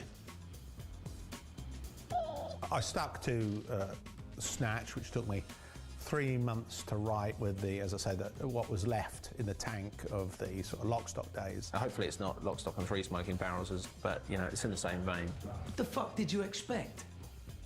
A grease down and a shiatsu? This time, he and Matthew Vaughn easily raised £7 million for their budget and started casting. Every day's a battle, and the filmmaking itself is the war. Defeat is not an option. Very good, this guy. The first to join the project were old friends Jason Statham, Jason Fleming, and Vinnie Jones. Bonjour. You know, they were all working for not a lot of money, and they were all staying in pretty shabby accommodation. And all that considered, they were all a fucking good laugh from beginning to end. Guy was able to snatch 2 Hollywood stars as well. Benicio del Toro. Well, I was a big fan of Usual Suspects, big fan of him in that. I'll take it. And Brad Pitt. Biggie. Benicio del Toro. He was in Sicario, yeah? Benicio del Toro. Yeah, okay. Yeah, he's great. I watched those in cinema, but I did not consider it a sequel, but there was talk about it being a spiritual sequel or a follow-up. It almost feels like it's in the same universe, for sure. Of course, Mr. Brad Pitt makes an appearance. Was he good in the audition? That would have been really cool if Guy Ritchie kind of left that ambiguous almost, like as if it could be in the same world. But obviously it'd be difficult because Jason Statham is in both. But yeah, anyways. I got a call from Brad. One thing about Guy Ritchie, he definitely has that style, right? Like, of all the directors, I wouldn't really be able to tell without knowing in advance, like, oh, this is the director who made this movie. All right, gotcha. Wes Anderson, sure, because he's got that, you know, specific symmetrical shot and he's got a certain whimsy to it and like a certain type of color grading, maybe. Guy Ritchie, I feel like the moment, it's happened so many times, right? Or like I'd be watching, like even with Sherlock Holmes, I'm like, yo, is this a Guy Ritchie film? And it's like the moment, I think it's a mixture of like the fast cuts, like the fast transition cuts that he does at times. And then just the humor. And yeah, like there's something about it that you immediately go like, oh, is this like a Guy Ritchie film? And it's like, oh snap, it is. Yeah. So he has a style. I admire that. You said I was 18 when Lock, Stock came out. Even watching that King Arthur film he did, you see it straight away. Gotcha. Brad Pitt's agent saying, Brad would like to meet you, really likes Lock, Stock. I actually called up the guy. And I couldn't think of a bigger, more impressive movie star to me than Brad Pitt. Actually, I remember writing out Guy to asking him to direct a film that he wanted to do, which Guy said, no, I won't do, but I've got a script, which I'm writing at the moment, there might be something in it for you. You know, as soon as I met him, I thought, well, if he wants to be in my next movie, he's got to be in my next movie. There's nothing in it for him, and fucking hell, I've got Brad Pitt saying he wants to work with us. Since it wasn't feasible to disguise Brad as a Londoner because of his American accent. Arrivederci. It was physically impossible to give him someone's part. The guy came up with the idea of him playing the Irish gentleman who lives in a caravan. And rewrote it so that Pitt became the center of the story. Now, there is a problem with pikers or gypsies. What are you doing, Potter? Get out the way back. Can't really understand much of what is being said. We got accent coaches. Before I said he wasn't very happy with his accent, I wasn't very happy with his accent. I said, I think we should have a bit more fun with this. Yeah, what's about how you say? The unfortunate thing about Brad's accent is that he had some of the best lines in the film, and of course no one can appreciate any of them. Sony was the studio at the time.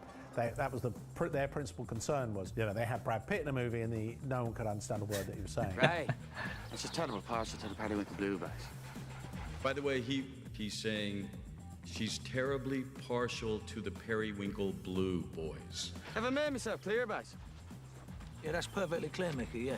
The legendary accent goaded critics, who had complained about the incomprehensible dialects of the characters from Lock, Stock, and Two Smoking Barrels. Hey, you fucking bitch! Another famous actor of the highest order who...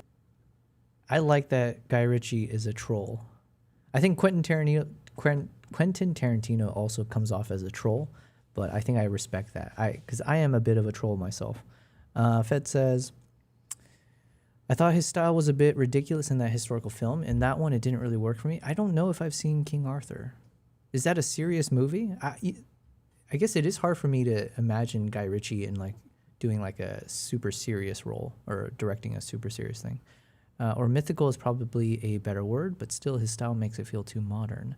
Works perfectly in his gangster films, yeah. I view him very much for like fast action, adventure, and comedy type of genre. I guess that could be the differentiator of like who is the GOAT of directors, is someone who could do it all. You know, if you're a director who, it's like the same way, like, who's the best actor? It's like, oh, you know, someone who can do comedy and drama and action and blah, blah, blah. Very randomly, I just thought of that movie, The Green Knight. I really want to rewatch this movie. The Green Knight. Who directed this? Oh, yeah. Oh, that's why... because you mentioned King Arthur, and I think my brain subconsciously was just envisioning this movie, The Green Knight. Because I was like, man, it's kind of random. Why am I looking up The Green Knight right now? David Lowery. David Lowery.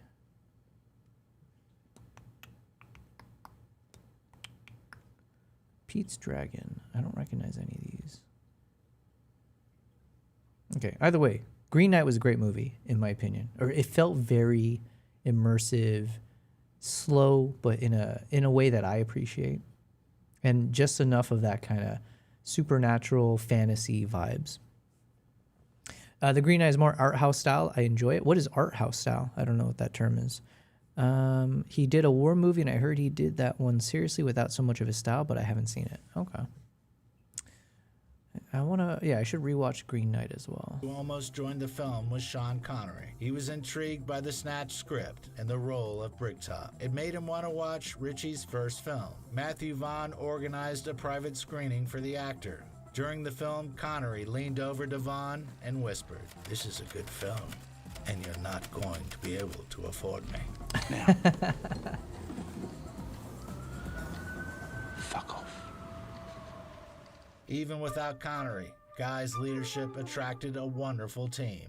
Alan Ford got his part by chance. He had already tried out for the part twice, but after Sean passed, went back a third time. Didn't put my lenses in, and Guy Ritchie said, "I like the glasses. We'll get you some special glasses made."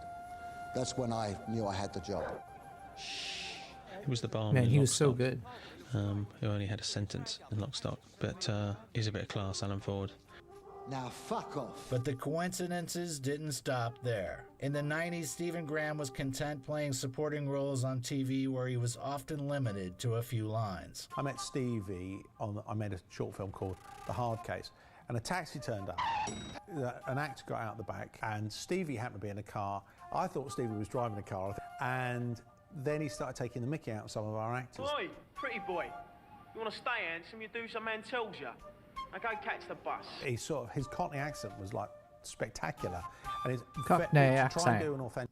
Art house is basically more art instead of trying to appeal to a wider audience in short. Okay. Yeah, it did. I guess it did have very... I think I can understand that.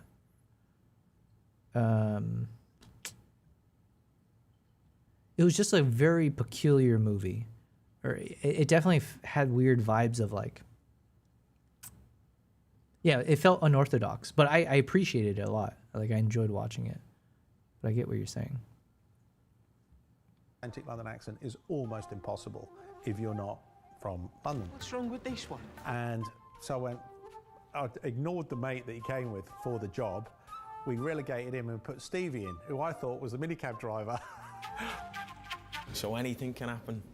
Anything can happen, and mostly does there. Did you understand a single word of what he just said? Something that sets apart Richie's directing process is friendship and fun on the set. Okay. Getting closer, really.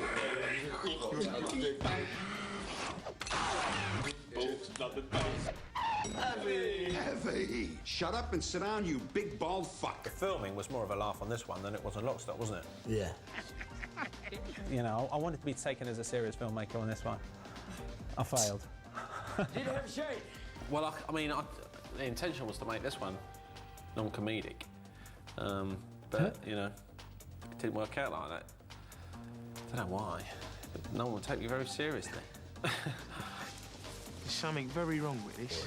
And to stay organized, Richie came up with a system of fines. When we first started making music videos, I found the most efficient way of making sure things got done was to find people. It included fines for being late, ringing phones, sleeping, rudeness, complaints, whining, and of course, lack of humor. Not a problem. But in the end, yeah, the fine. Man, I want to work for Guy Ritchie. He just seems like a ball and a half, you know? The Green Knight is a bit of both, but definitely leans more art house. Okay. It's like, okay, it sounds like saying art house could be viewed in a pejorative manner. I'm trying to think, what was the movie? Did it win Best Picture? There's like a movie that all of the critics raved about, and I think it got a bunch of nominations, but it was also getting flamed at the same time from, like, I guess, normies, saying, like, how the heck is this, how is this, like, gonna win whatever? Okay, because I'm being too vague with it. Now I need to look it up. I think it was from last year, maybe. What were the Oscar nominations for Best Picture 2025? Okay, it's one of these, I think. It was either Amelia Perez or Anora. Amelia Perez or Anora. What is Amelia Perez? It was the was it the movie about a... Okay, I think it was this one. And then what's Anora? No. Okay. Amelia Perez. Am I making this up? I felt like I remember seeing a lot of things online. People were...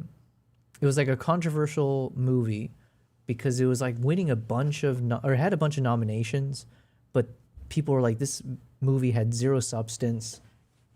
It just feels like a movie that was made just for the Oscars.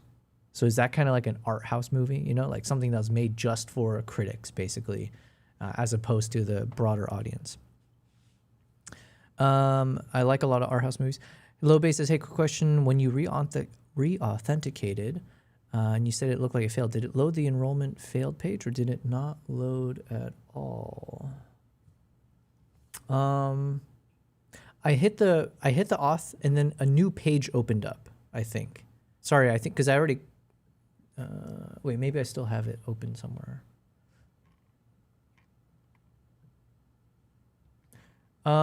So the moment's passed, Low Base, but I do see that I have the web page still open on my other monitor, and it has a section at the very bottom where I can click the authorize with Twitch. So I think I stayed on the same page, but a pop-up window must have popped. A window popped up saying like, hey, the authentication failed. And then it might have just kept me on this page. That's my guess without really knowing. Amelia Perez is a message movie. That's a different thing. What's a... Man, you're using all these words. I'm like, what the heck is a message movie? Amelia Perez was a controversy. Let's see. Controversy.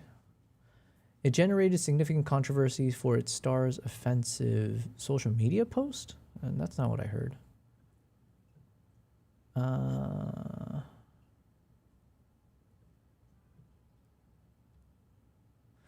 I think the criticism I was hearing was a lot of like, nobody's seen this movie. And there was, maybe the competition was also pretty high, but people were like, why is this movie that barely anyone's seen? And a lot of people were also saying it was not like necessarily that great, but it was winning over other movies that should have won.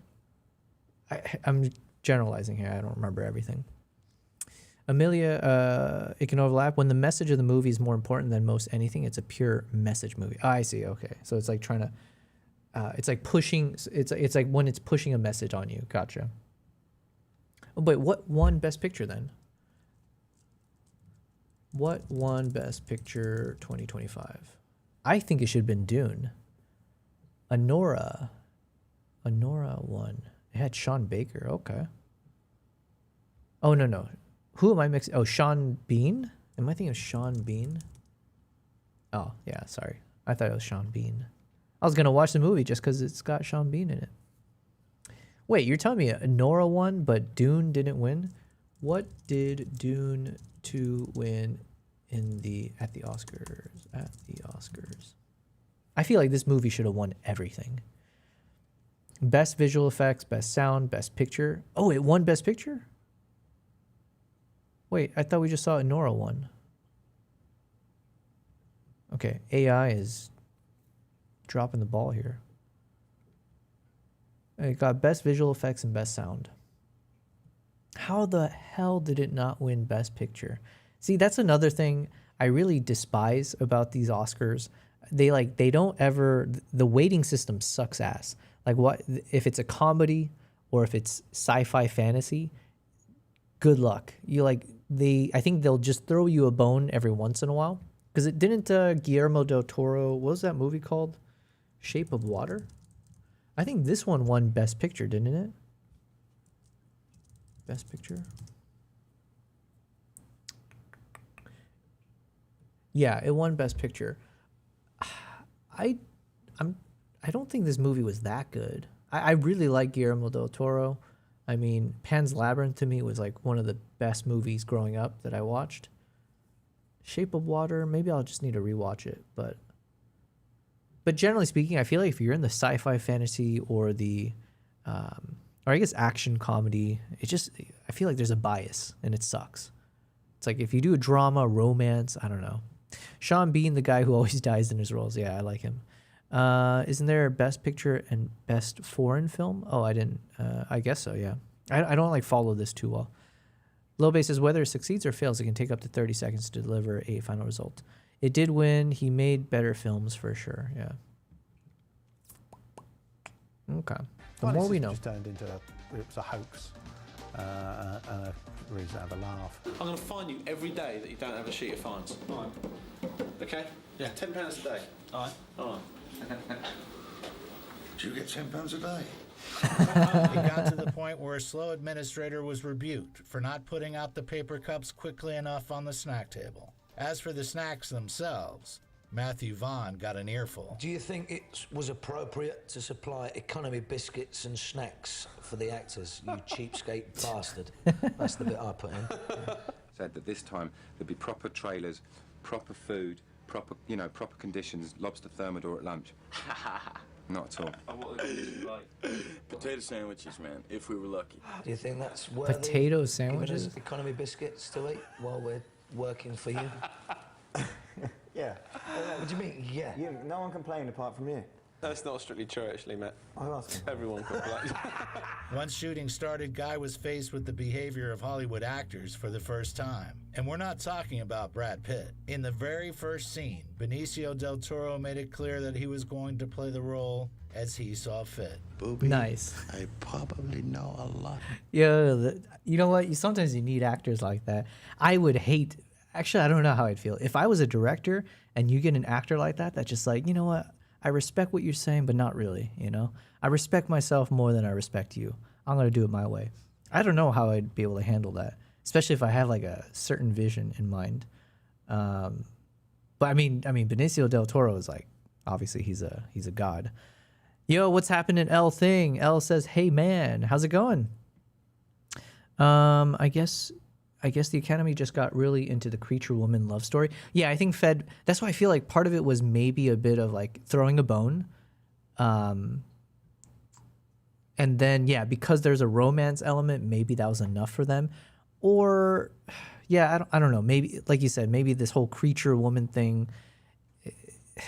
Yeah, I don't know. I don't like to get too political with it, honestly, but because who am I to say? But it just is like, I don't know. What was it up against, actually? That's the real question. That was in 2017. Okay. 2017 Best Picture nominees. Lobe says, if you could let me watch on screen, that would be cool too. I can screenshot it myself. I'll send you a screenshot. I'll do it afterwards if you can just remind me. Or if you send me that link again, I can do it. Elle says, I've got a game for you one day when you're down for it. Yeah, let me know. I'm down whenever. I'm down like a clown, Charlie Brown. Fed says, do you like degs? What is a deg? Oh, is that from the line? Do you like degs, Yubo, or do you just like cats? I don't remember this line. What the hell are you saying? Do you like degs or cats? Oh, dogs or cats. Okay. Gotcha. Okay, 2017 Best Picture nominees. I've never seen La La Land. I know people...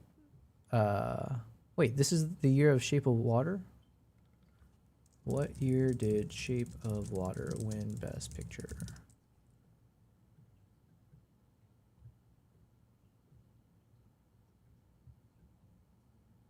Ugh, 2018, okay. 2018 Best Picture nominees. Maybe this will give us the answer. L says a streamer versus Chad Jeopardy game about photography. Oh, dude, I would get crushed. Unfortunately, I am so bad at what do you call that? Jeopardy. Any of those kind of like quiz games. My brain is a sieve. Okay, it does not retain real knowledge, practical knowledge like that, or technical knowledge. Fez says, yeah, the crazy accent he puts on. Yeah. Oh wait. Low bass you sent me. Okay, let me do it before it expires somehow.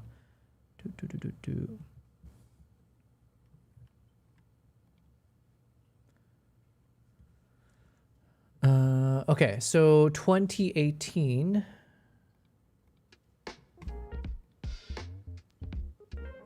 The Shape of Water, Phantom Thread. Never heard of that. The Post. Oh, Steven Spielberg. What was The Post about? Low base, it says enrollment successful. L says, but it's fun. Already done it with Cat Black, or maybe you want to try it one day. How do I play this game? Or is it like a link or something I gotta click on? 3 Billboards Outside. I heard good things about that. I haven't seen that. Yo, Get Out was that year? Again, yeah, I guess if it's a horror movie, same thing. You're not gonna be treated as like a Best Picture winner. Dunkirk. Yo, how did Dunkirk not win? And then wait, this year was this year had some interesting. I haven't seen 3 Billboards, to be fair, but I heard good things. Get Out was fantastic. Lady Bird I've never seen, but then Dunkirk. I feel like this should have won. How did Dunkirk not win? Okay. Well, you know, I could see Shape of Water winning amongst this. It's not like the worst winning kind of a thing. I enjoyed watching it for sure. It just wasn't memorable to me though. Like I think it was like one of those, okay, I'll watch it once, but you know, never again. I host it, and the streamer and chat take turns. Gotcha. Okay, interesting. Like I said, yeah, I'm happy to try, but I suck at it. Yeah, let me know more about that. Maybe we can do it tomorrow or sometime this week.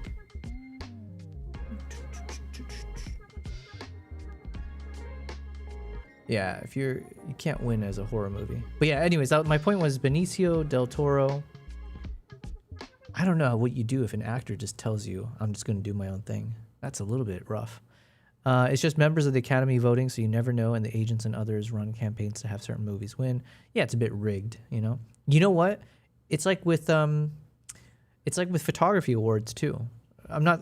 Maybe it's unfair to say it as a blanket statement, but I've heard enough of random things where it's like, you know, it's basically who you know can get you the nod in some of these kind of like photo award stuff, which is kind of like, once you hear it once, it does make you feel a bit jaded. It's like, really? So you can't really win on merit all the time. You just have to grease the right, you know? Brad Pitt. In the very first scene, Benicio del Toro made it clear that he was going to play the role as he saw fit. Booby, I probably know a lot you don't. Richie spent 10 minutes explaining and showing how he wanted Frankie Four Fingers to act during the robbery, after which Benicio nodded and did something completely different.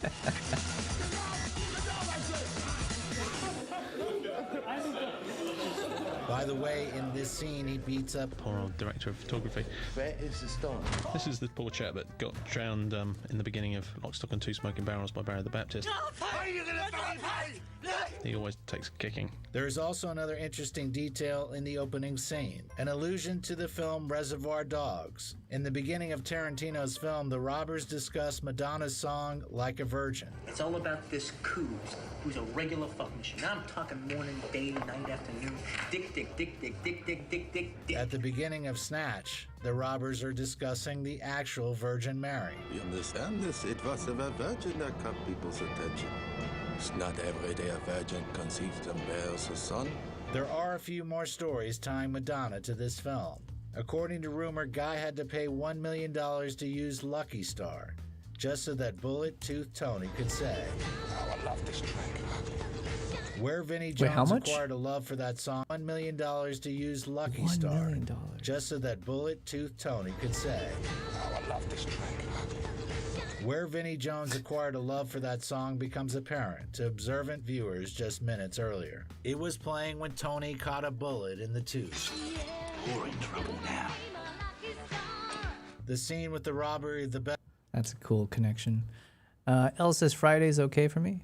Yeah, it should be fine. Let's do it. Just share more info about it, because I kind of get what you're saying, but I also don't. Fez says it's in '94. Forrest Gump won Best Film. Oh yeah, we did watch one of these Kino YouTube videos where it breaks down how Pulp Fiction lost to Forrest Gump. That's fair. Not that I've only seen Forrest Gump once, so that is another one of those movies where I think I enjoyed it and then I just never rewatched it. But it was a good movie, you know, and it was like clearly. I felt like Forrest Gump was one of those that was so easily. Like growing up, right, and throughout schooling, people would quote from it. Everyone knows about it. Like there's enough memorable moments from it that it deserves. Like it doesn't surprise me that it wins. It is kind of crazy, that kind of stiff competition though, and I can see how Forrest Gump was more for a normal audience, whereas Pulp Fiction does feel a bit more grungy and whatever. In Cannes. I need to go to this Cannes Film Festival, as if they'll invite me.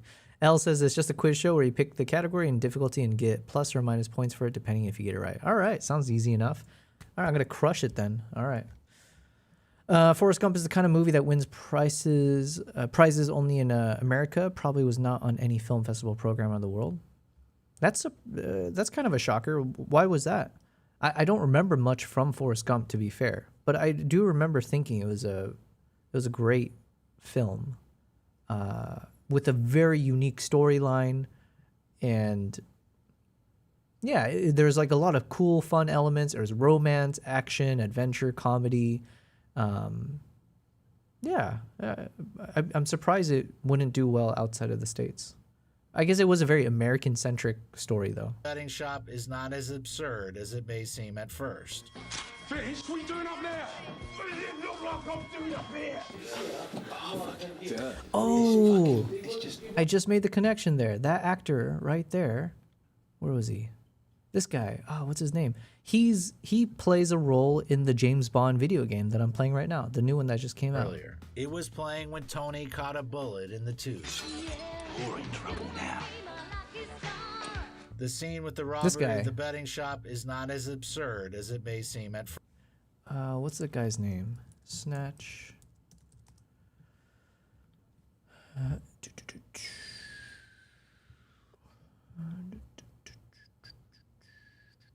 Oh, this guy, Lenny James. Lenny James. He's in the new James Bond game. I mean, it's really cool that he's in it. He does a good job acting in it. James Bond.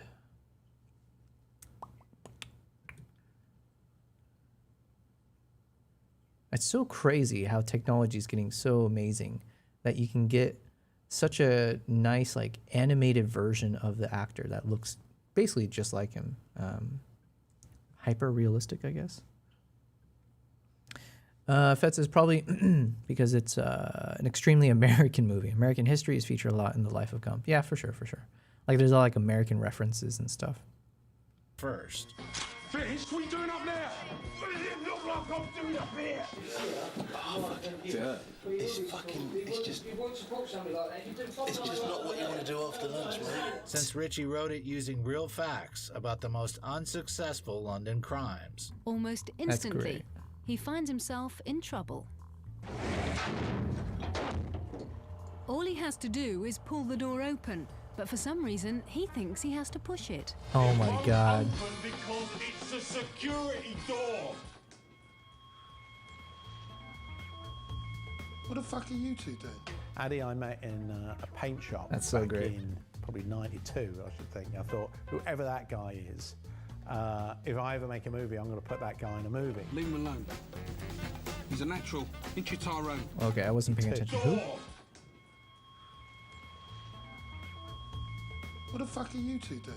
Addy I met in a paint shop back in probably 92, I should think. I thought, whoever that guy is, if I ever make a movie, I'm going to put that guy in a movie. Leave him alone. He's a natural. Into Tyrone. I'm sorry. Lenny James connected so deeply with the stupidity and unluckiness of his character that it stuck to him. Having shot a shotgun which recoiled into his nether region, he finished the scene like a professional. Guy decided to leave those exact scenes in the final version, but Soul's unluckiness continued to follow Lenny as he was involved in another accident. The first dog which was brought on set by the trainers got over anxious and started to bite the actor. Bo, yeah. Apparently it was a film dog, which means that it's film friendly and trained well. I've never come across such an ill-disciplined dog as that one. They were locked in this car, and the dog took a real shine to Robbie. And if Robbie was without support, physical support from anyone, the dog would always recognise the opportunity of taking advantage of poor Robbie. And the poor lads were somewhat peeved by the time we managed to open the doors. Wasn't much left of their clothes. Throw that dog as well. Get that dog. Get the dog off. Yeah, the dog trainers, of which there were 5, consoled us that the dog would obey every command that we gave it to. Straight on his nads, and it did actually get the end of his cock. And the only thing that saved Lenny's penis was his mobile telephone. Now, Lenny took it like a trooper. Lenny was alright, but it was until he got to his agent, and so that's why we had to change the dog. That's hilarious. I mean, that's frightening, but hindsight.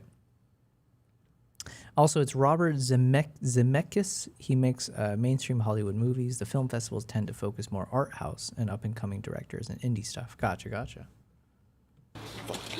That's a good job that was there.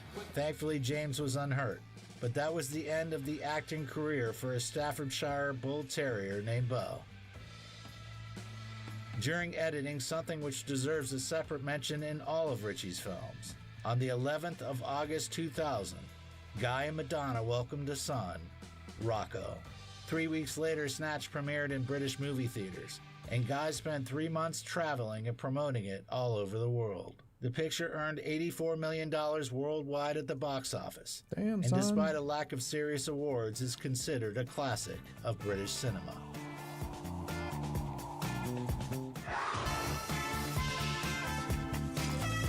Does he do a video on the Boondock Saints? Talk about a good movie. Ooh, Memento. It's the summer of '96, on a road trip from Chicago to Los Angeles. The jury in Cannes, for example, are invited filmmakers they curate, so it's a small group of people deciding the winners, not the whole academy of earlier winners like the Oscars. Okay. Cruising in an old Honda Civic, Christopher and Jonathan Nolan are doing what they love most, chatting it up about music, movies, and talking shop. He was talking about the films that he wanted to make. As on the course of the drive, when we'd run out of things to talk about, he told me he had a story that he was writing. It was a short story, and it was about this guy who had this condition. A condition? It's my memory. Amnesia. No. It's different from that. I have no short-term memory. Because it's something that always is not a very common condition, but it's something that they talk about a lot in Psych 101, which I had just taken because it's so illuminating about the human mind, the fragility of the human mind. Back in the 50s, epilepsy was treated by removing a part of the limbic system. As a result, patients developed a side effect called anterograde amnesia. The damaged hippocampus couldn't form new memories. And he got really quiet. And I knew it was this little brother thing, right? When I'd show up with a piece of music or a movie or something that he hadn't found, usually the relationship was so one-sided that when you showed up with something and you realized, oh shit, this is kind of cool, they get a little quiet. I'd never heard of it before, and I thought it was pretty fascinating. And he combined it with this idea of a quest for revenge, and a guy who'd taken to trying to systematize his life and put information on his body in the form of tattoos. And I started to realize that my little kid brother had figured some things out and really had a talent, and I've exploited him mercilessly ever since. He was. What a duo. Again, I keep pointing to this. I'm always jealous of duos, right? Having like a part, it can be relationships with like significant others, but like to have a 1-2 punch where both of you guys are able to work on something together. So for me, like having a travel photographer or a wildlife kind of person, that kind of stuff is like, oh, if I could easily just travel around the world and do that, come on. Still my favorite Nolan film is Memento. I really enjoyed this movie. But then when I rewatched it recently, I mean, I enjoyed it still, but I think, I couldn't say why, but I think it solidified in my mind that I still preferred some of his other movies. Definitely Prestige. Yeah, I don't know. I really liked it too, but I forget why it didn't become like in my top 3 of Christopher Nolan's movies. I'm not sure why. Exploring different ways of doing it. The first thing I said to him was, if you could find a way of writing that short story from the first person, sort of subjectively, that would be an incredible thing. If you could put somebody in the head of somebody who couldn't make new memories, who was suffering from this kind of trouble, that would be amazing. So where are you? You're in some motel room? You just wake up and you're in a motel room? I said to him, well, can I take it and write a screenplay from it while you work on your story? Screenplay. And get it the way you want. And he said yes, which was lucky. I sat down and write it and I thought, oh shit, okay, this is the wrong, inspiration coming to the wrong brother. This is a visual story. And I'm gonna write a cool story out of it. But it really is inherently visual. Like it'd be so much more efficient to just show this guy taking his shirt off and realizing with kind of horror that he's turned himself. A couple months later, Jonathan sent him a draft titled Memento Mori. Chris immediately turned the story into a screenplay. He changed the characters and threw out almost everything from the original text. He drew more inspiration from Graham Swift's book, Waterland, borrowing its rejection of chronological order and the use of an unreliable narrator who is just as confused by the plot as the audience. Okay, so what am I doing? Oh, I'm chasing this guy. No, he's chasing me. To me, it had always been a problem to come up with the appropriate reason for the narrator being unreliable. Because to me, it's never been interesting enough if the guy is just lying. Who did The Usual Suspects? Talk about a plot twist I didn't see coming. Fed says it's a mystery movie. They do tend to lose something on repeat viewings. Oh, that's fair. Although sometimes I feel like, because The Prestige was also somewhat of a mystery movie, right? Or there's things you want resolved or answers to. But I felt like sometimes I feel like mystery movies you actually enjoy rewatching, because now with hindsight or with foresight, whatever, you can actually be like, oh, I didn't realize at that moment, the foreshadowing. The Prestige is up there for me as well. What was that other magician movie? The Illusionist. We were talking about this a couple days ago on stream, I think. Yeah, because it came out at the same time. And what I mentioned is that when The Illusionist came out, I watched both of them, and at the time, I thought The Illusionist was better. I was like, oh man, that movie's so much better. And then I rewatched both movies, and then I realized, like, wait a second, The Prestige is so damn good. I keep in mind, I was young, like I was in middle school, maybe something like that, when I was watching it. So, with that kind of,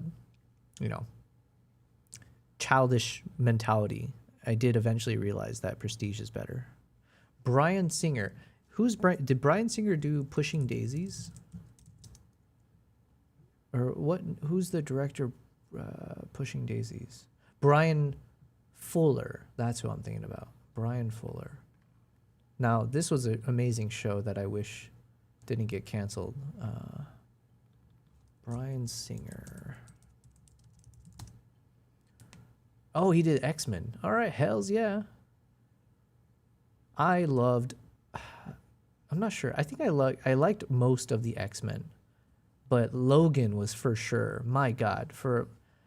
In some ways, I don't appreciate how Deadpool brought back Hugh Jackman, because I thought Logan was such a great way to kind of cap off Hugh Jackman as Wolverine. Usual Suspects. Okay. Damn. He's basically known for all the X-Men stuff. I see. Or if he's dreaming. But in this idea of my brothers, I found a sort of perfect jumping off point to explore that idea. Mystery movies done well with clues are great on rewatch, but usually only to a point. Once you rewatched and witnessed the genius clues you missed, it might not be that fun later down the line. Yeah. Of seeing the world through this very distorted point of view of one particular person. On top of that, Nolan plunges the audience directly into the protagonist's mind. Into the head of this character with a very peculiar perceptual distortion, a very unusual way of looking at the world. If we deny the audience the information that he's denied, we take away the audience's short-term memory. And my approach to doing that was to effectively tell the story backwards. That way, when we meet a character, we don't know, just like the protagonist, how he's met that person, whether he's even met that person before, or whether or not they should be trusted. We were really trying to make the audience question their own process of memory a little bit, the way we did when we were making the film. People often refer to Memento as having a non-linear structure, but it isn't. It's very linear, more so than a conventional film. You actually can't remove a scene from the film because each scene depends on its relationship with the preceding scene and the one that follows. You really do need a system if you're gonna make it work. But there was one problem. In the 90s, Christopher Nolan wasn't the Christopher Nolan yet. A confusing script from a rookie director whose debut feature felt more like a successful student project didn't exactly have people rushing to invest. The good thing was when you showed it to people, they either loved it or they hated it. There was nothing in between, and people couldn't fake it. And so you wound up working with the right people. That's where Christopher's girlfriend, Emma Thomas, steps in. She believed in the script enough to put it in front of someone who could actually say yes. A film executive named Aaron Ryder. Ryder reads it and says it's perhaps the most innovative script he had ever seen. It's good. Yeah, but you read it like 1,000 times. I enjoy it. And just like that, the script turns into a real movie with a budget of $4.5 million. When I look back at the leaps I've made in my career and the progression of films, there's no question that Memento by far the biggest leap I ever had to take, because however small it might seem as a commercial proposition compared to these big films, you've gone from making a movie on weekends with your friends and your own money to having name actors who you've seen in huge movies and then spending millions of dollars of somebody else's money. It's a huge responsibility. Up until then, Nolan had been shooting, editing, and moving the sets all by himself. But once it's a real production, you need a full crew. People who each do one job, and you have to follow union rules and pay real rates. Nolan later described it as an in-between world. You can kind of afford certain things, but you can't quite afford to pay people properly. And so it seems like you don't have the money to do anything. Can't work, can't do shit. The script traveled through the hands of many of Hollywood's elite, including Brad Pitt, who took an interest but couldn't commit because of the intense filming schedules for Fight Club and Snatch. Chris was determined to get a star in his who did cast Fight Club? and discuss the script with Charlie.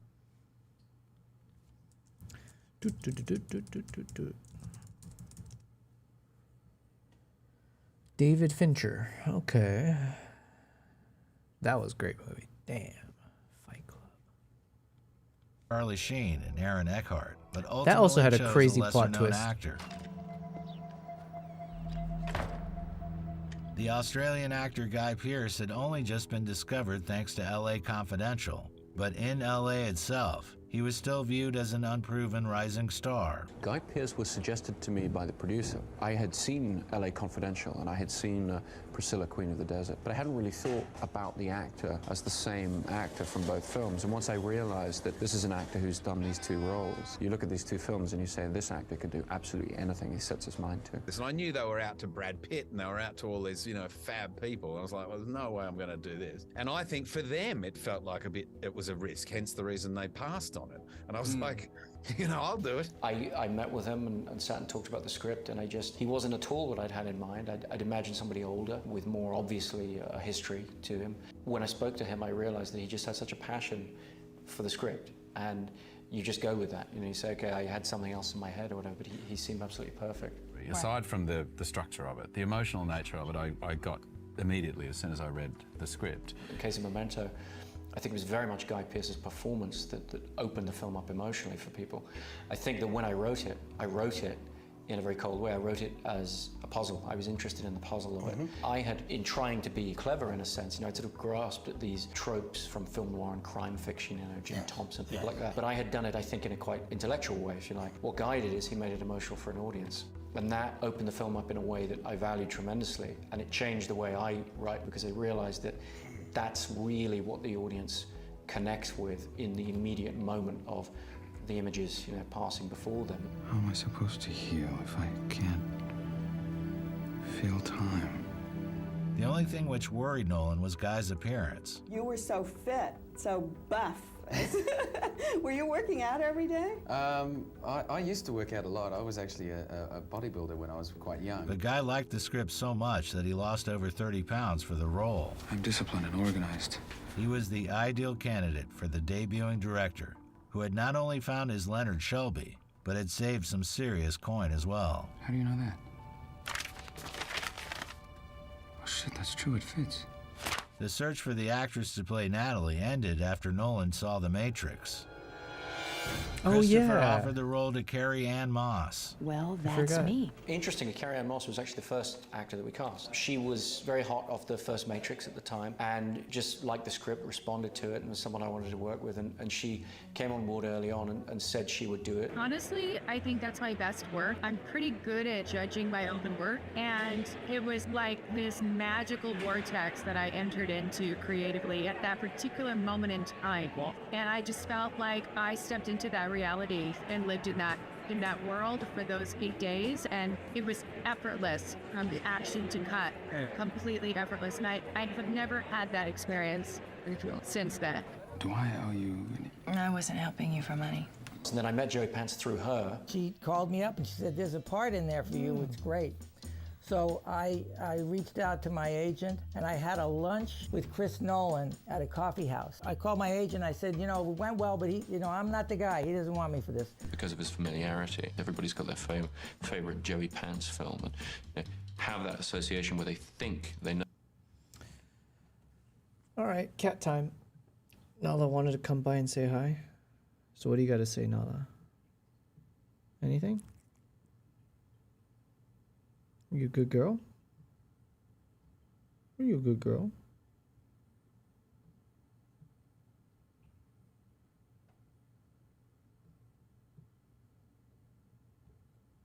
Nala? Nothing to say? There it is. You a good girl? All right. I'll sit you down. I'm really happy with this photo. This is turning out quite nice. I was using one of my presets. I just landed on this one. It's the Sin City preset. Inspired by Sin City, which is also a great movie. So basically it's fairly desaturated, but it has a little bit of red tones remaining, like reddish, yellowish, warm tones, let's say. So I kind of like it because then it just helps. I didn't really want this to be fully black and white, so this gives me a little bit of a cheat code. So it has just a bit of touch of color, but keeping it very dark so we can still see how the light is bouncing off the fur. So I think this is kind of good enough. Let's not go too crazy with it. So I think I'm okay with calling this one complete. Boom, boom. All right, let's keep watching. Know who this guy's going to be. I know what you're thinking. Because right now I'm thinking the same thing. He believed that they would immediately think that I was the bad guy.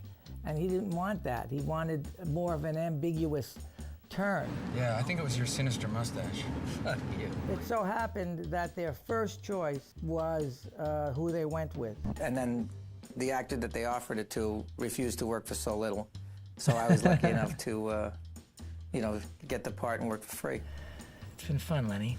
The role of Teddy is arguably one of the best of his career, and most of his improvisations and ideas made it to the final edit of the picture. You know, I've had more rewarding friendships than this one.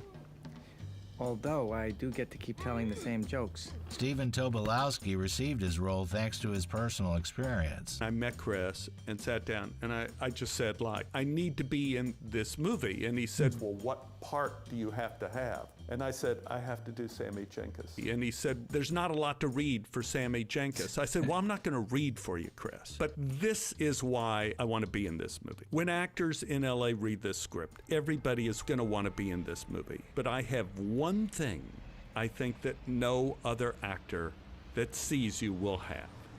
And I am the only actor you are going to meet who's actually had amnesia. I know what it is.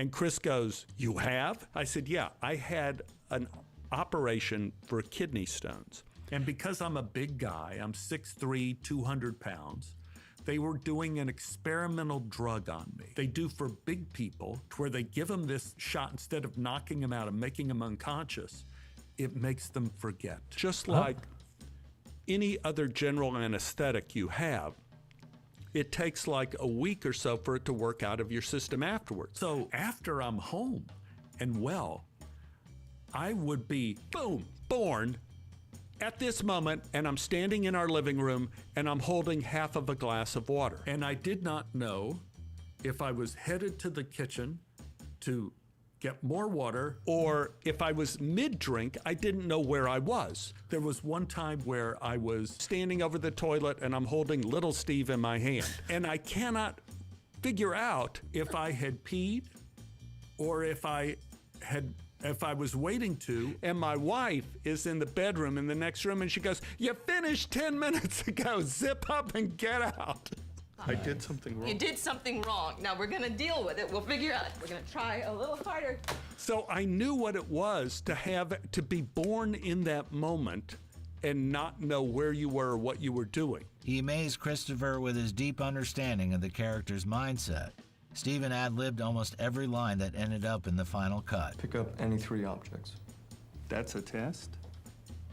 Hey, where were you guys when I did my CPA? There's always one kind of part that seems to be a splinter in a piece of wood. Like it seems to be this small part, and it always provides a gift to the movie. Remember Sammy Jenkins? Remember Sammy Jenkins?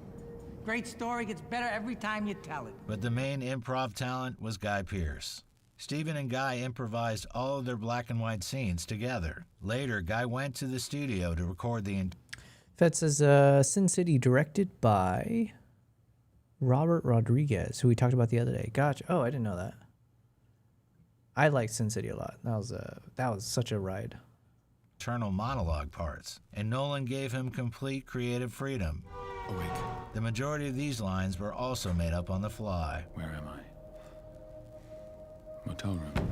Nolan's experience of backyard filmmaking with a small budget helped him to film the picture in 25 days while driving around the outskirts of Los Angeles. Part of the reason we were able to do that is because Guy could repeat something he'd done exactly. So all the insert work, all the close-ups of writing notes and this kind of thing, he did all that himself. And all that black and white stuff was scheduled to be the last 2 days of the shoot. And I was rehearsing those scenes on my own in my motel room every weekend when we were having breaks. Every between filming. weekend? And I kept saying to Aaron Ryder, our producer, I said, we're not going to get all that in just 2 days. It's a lot of stuff I'm doing because I'm folding notes and tattooing and on the phone, and there's just tons of stuff I had to do. And in the last week, he came to me and said, I've got a gift for you. I went, oh, really? It's very kind of you. What is it? And he said, day 26. That's why you're so good at it. The main location was a motel. Nolan chose it because of its confusing layout, which reflected the complexity of the film. So how many rooms am I checked into in this shithole? Just 2. So far. We talked a lot about not referencing too obviously the cinematic idea of what film noir is. If you look at a film like Double Indemnity, there are scenes set in a supermarket. It's actually a very ordinary, everyday reality. If you're going to do that now, you have to be very contemporary and not, have guys in fedoras kind of walking around. The kind of environment where you would wake up with no memory and it would be very difficult for you to orient yourself and identify exactly where you are. So with the motel, for example, we spent a lot of time looking for something that was realistic and ordinary and yet in some way expressive of the story. Tarantino's friend we talked about. Time jumps in Memento. Gotcha. Best way to draw it is as a hairpin. That's basically the end of the movie. This stuff is the black and white stuff. This is color, and this is running backwards as a series of jumps. And what we do is we cut between the two the whole way through. So we alternate scene here, scene there, scene there, scene there, scene there, scene there, and they meet towards the end of the film. What the fuck are you talking That's so crazy. I don't know. We'll take a color scene, and then we'll cut to Oh a my black God, I and need to white rewatch scene this now. That's shorter in length, and then we come back to the color scene, and we basically, as these are going essentially backwards in time, we sort of leapfrogging, and we wind up repeating the beginning of a scene at the end of another scene, and vice versa. And in that way, we use repetitions of certain parts of scenes to clue the audience into where they are chronologically. And that's the rhythm of the film over the entire course of the movie. Well, you're not going to remember anyway. You don't have to be that honest, Bert. But then within this, you have flashbacks to a different timeline, which is actually even earlier, somewhere around there. Fuck you. The events of this scene play backward, while the sound effects play in the correct order. Because backwards sound is not something we can ever hear. The reverse processing of the Polaroid is a metaphor for Leonard's fading memory. For viewers who wanted to see the story unfold linearly, the film in chronological order was added to a collector's edition DVD, though to watch it you had to pass a memory test. Well, the film is all about memory, so this seems very appropriate. If you reorder the elements of the story chronologically, logically it holds together. I felt that was important, that logically it would hold together. But it tells a completely different story. It's pretty much unwatchable. It's just this guy being abused by people around him and all the rest. I can say whatever I want and you won't remember. I could call your wife a fucking whore and we can still be friends. Calm down. Easy for you to say. You can't get scared. You don't know how, you fucking idiot. I've never actually watched it that way. I just looked at the opening sequence, which had become the closing sequence, and they had run it backwards. And what I got a real kick out of is that David Julian's music, for the first time in his entire career, became happy when you play it backwards. and I just found that sort of kind of thrilling. And so I said, okay, you could put it on there, but as a hidden extra.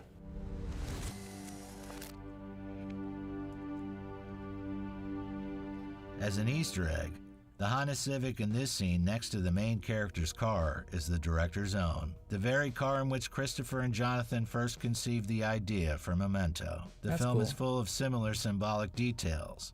From the tattoo salon named in honor of Emma Thomas, to Teddy's number which coincides with Marla Singer's from Fight Club, Nolan added a myriad of interesting details for attentive viewers.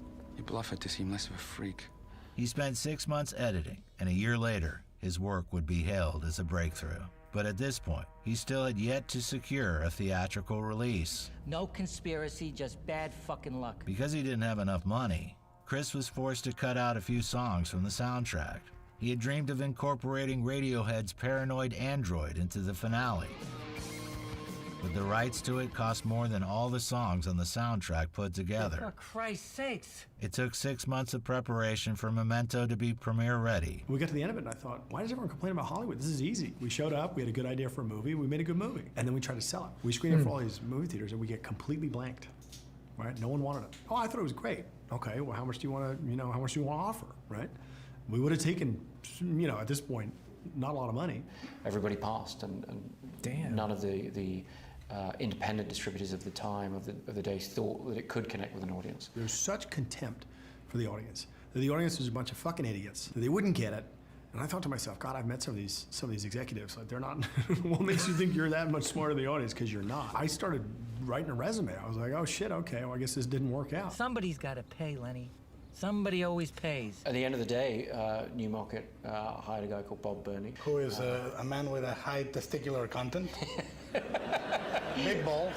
Testicular content. And they set up a distribution company that did very well with the film, and then continued after that to do better and better, and became a big force in independent distribution in the years after. This risky move exceeded all expectations. The film made over $40 million and brought fame to all who took part in it. Christopher was especially pleased by the praise from neurophysiologists who said that Memento depicted memory and its functions better than any other artistic work. I've told you this before, haven't I? Yeah, I don't mean to mess with you, but it's so weird. Nolan spent the spring and summer of 2001 at festivals and going on a promotional tour.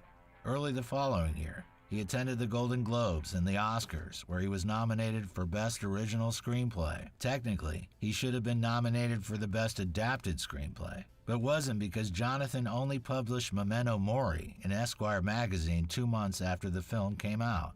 Unfortunately, Nolan did not receive a single statuette. Yeah, it's tough. It's almost impossible. But if we fast forward, we find out that 15 years later, Memento would be inducted into the National Film Registry, because the Library of Congress recognized it as being of cultural, aesthetic, and historical value. I think our film, perhaps more than any other, benefited from people's willingness to see something a little different from what everybody else was offering, and I think that everybody would do well to have a lot of faith in audiences, because certainly in our case, they came to see our film, and I'm very grateful to them. So thank you all. Yeah, it's a good way to end it. A man is losing his mind. Fed says Tarantino. Oh, sorry, I read that. Okay, well, I feel like that was a good one to end on. Now it is 10. Oh, exactly on the dot, 10:30 p.m. Yes, Nala. Yes, I think I need to feed my cats. That's the sign that they need some food. Yes.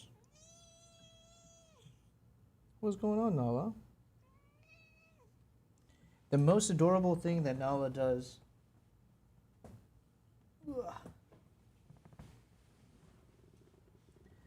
Most adorable thing is then she comes up to my chair and then puts her paw out and like taps me on the arm, being like, hey, excuse me, I need your attention.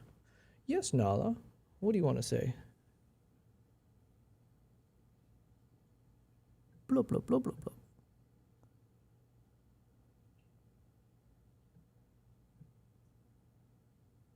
What a cute girl you are. Okay, what was I saying though? Yeah, that was a good video. It's 10:30 now, so I need to eat like a super late dinner. Hold on. Look at Kimbap over there. Here, let's join Kimbap.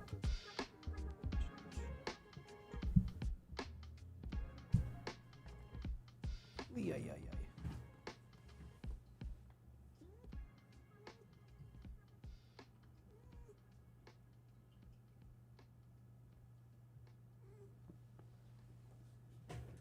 I don't want them to fight though. Yeah, so I think this is probably a good place to stop. We got through a number of nice photos. I think the highlight for today's photo editing was, let me see. Let me 4-star this one. Oops. Dun, dun, dun, dun.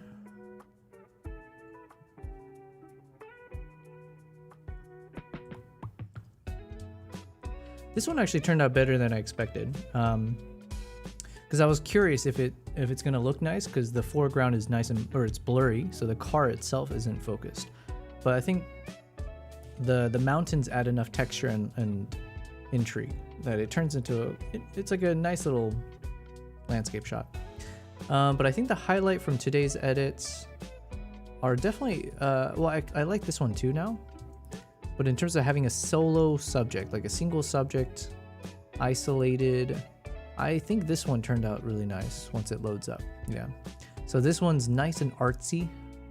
You got it's got an interesting pose, like it was striking a pose for my camera specifically. So I like this one a lot. Then we got a number of these shots where we get like the photographer and the subject. That's a vertical. Oh yeah, this one, this one was nice too.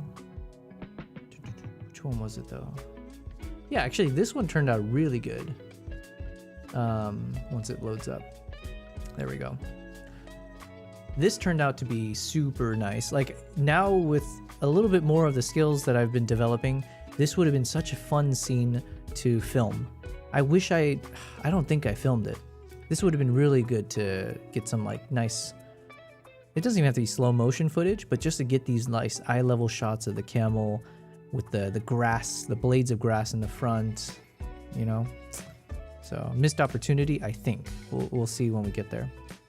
Then we got the camels around sunset. And then we got a little bit of the, where it's all synchronized. So this shot's one of my favorites.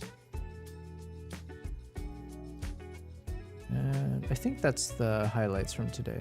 Was there any others? Yeah, okay. So that's where we'll end it for today, guys. Thank you very much. I appreciate you guys enjoying the stream. Those of you who hopped in at various points over on Twitch, YouTube, and Kick as well. Nala says thank you. I say thank you. Kimbap says he's hungry. You guys hungry? Yeah? All right, let me feed them. All right. Let's feed you. You hungry? Thank you, guys. See you tomorrow. Bye.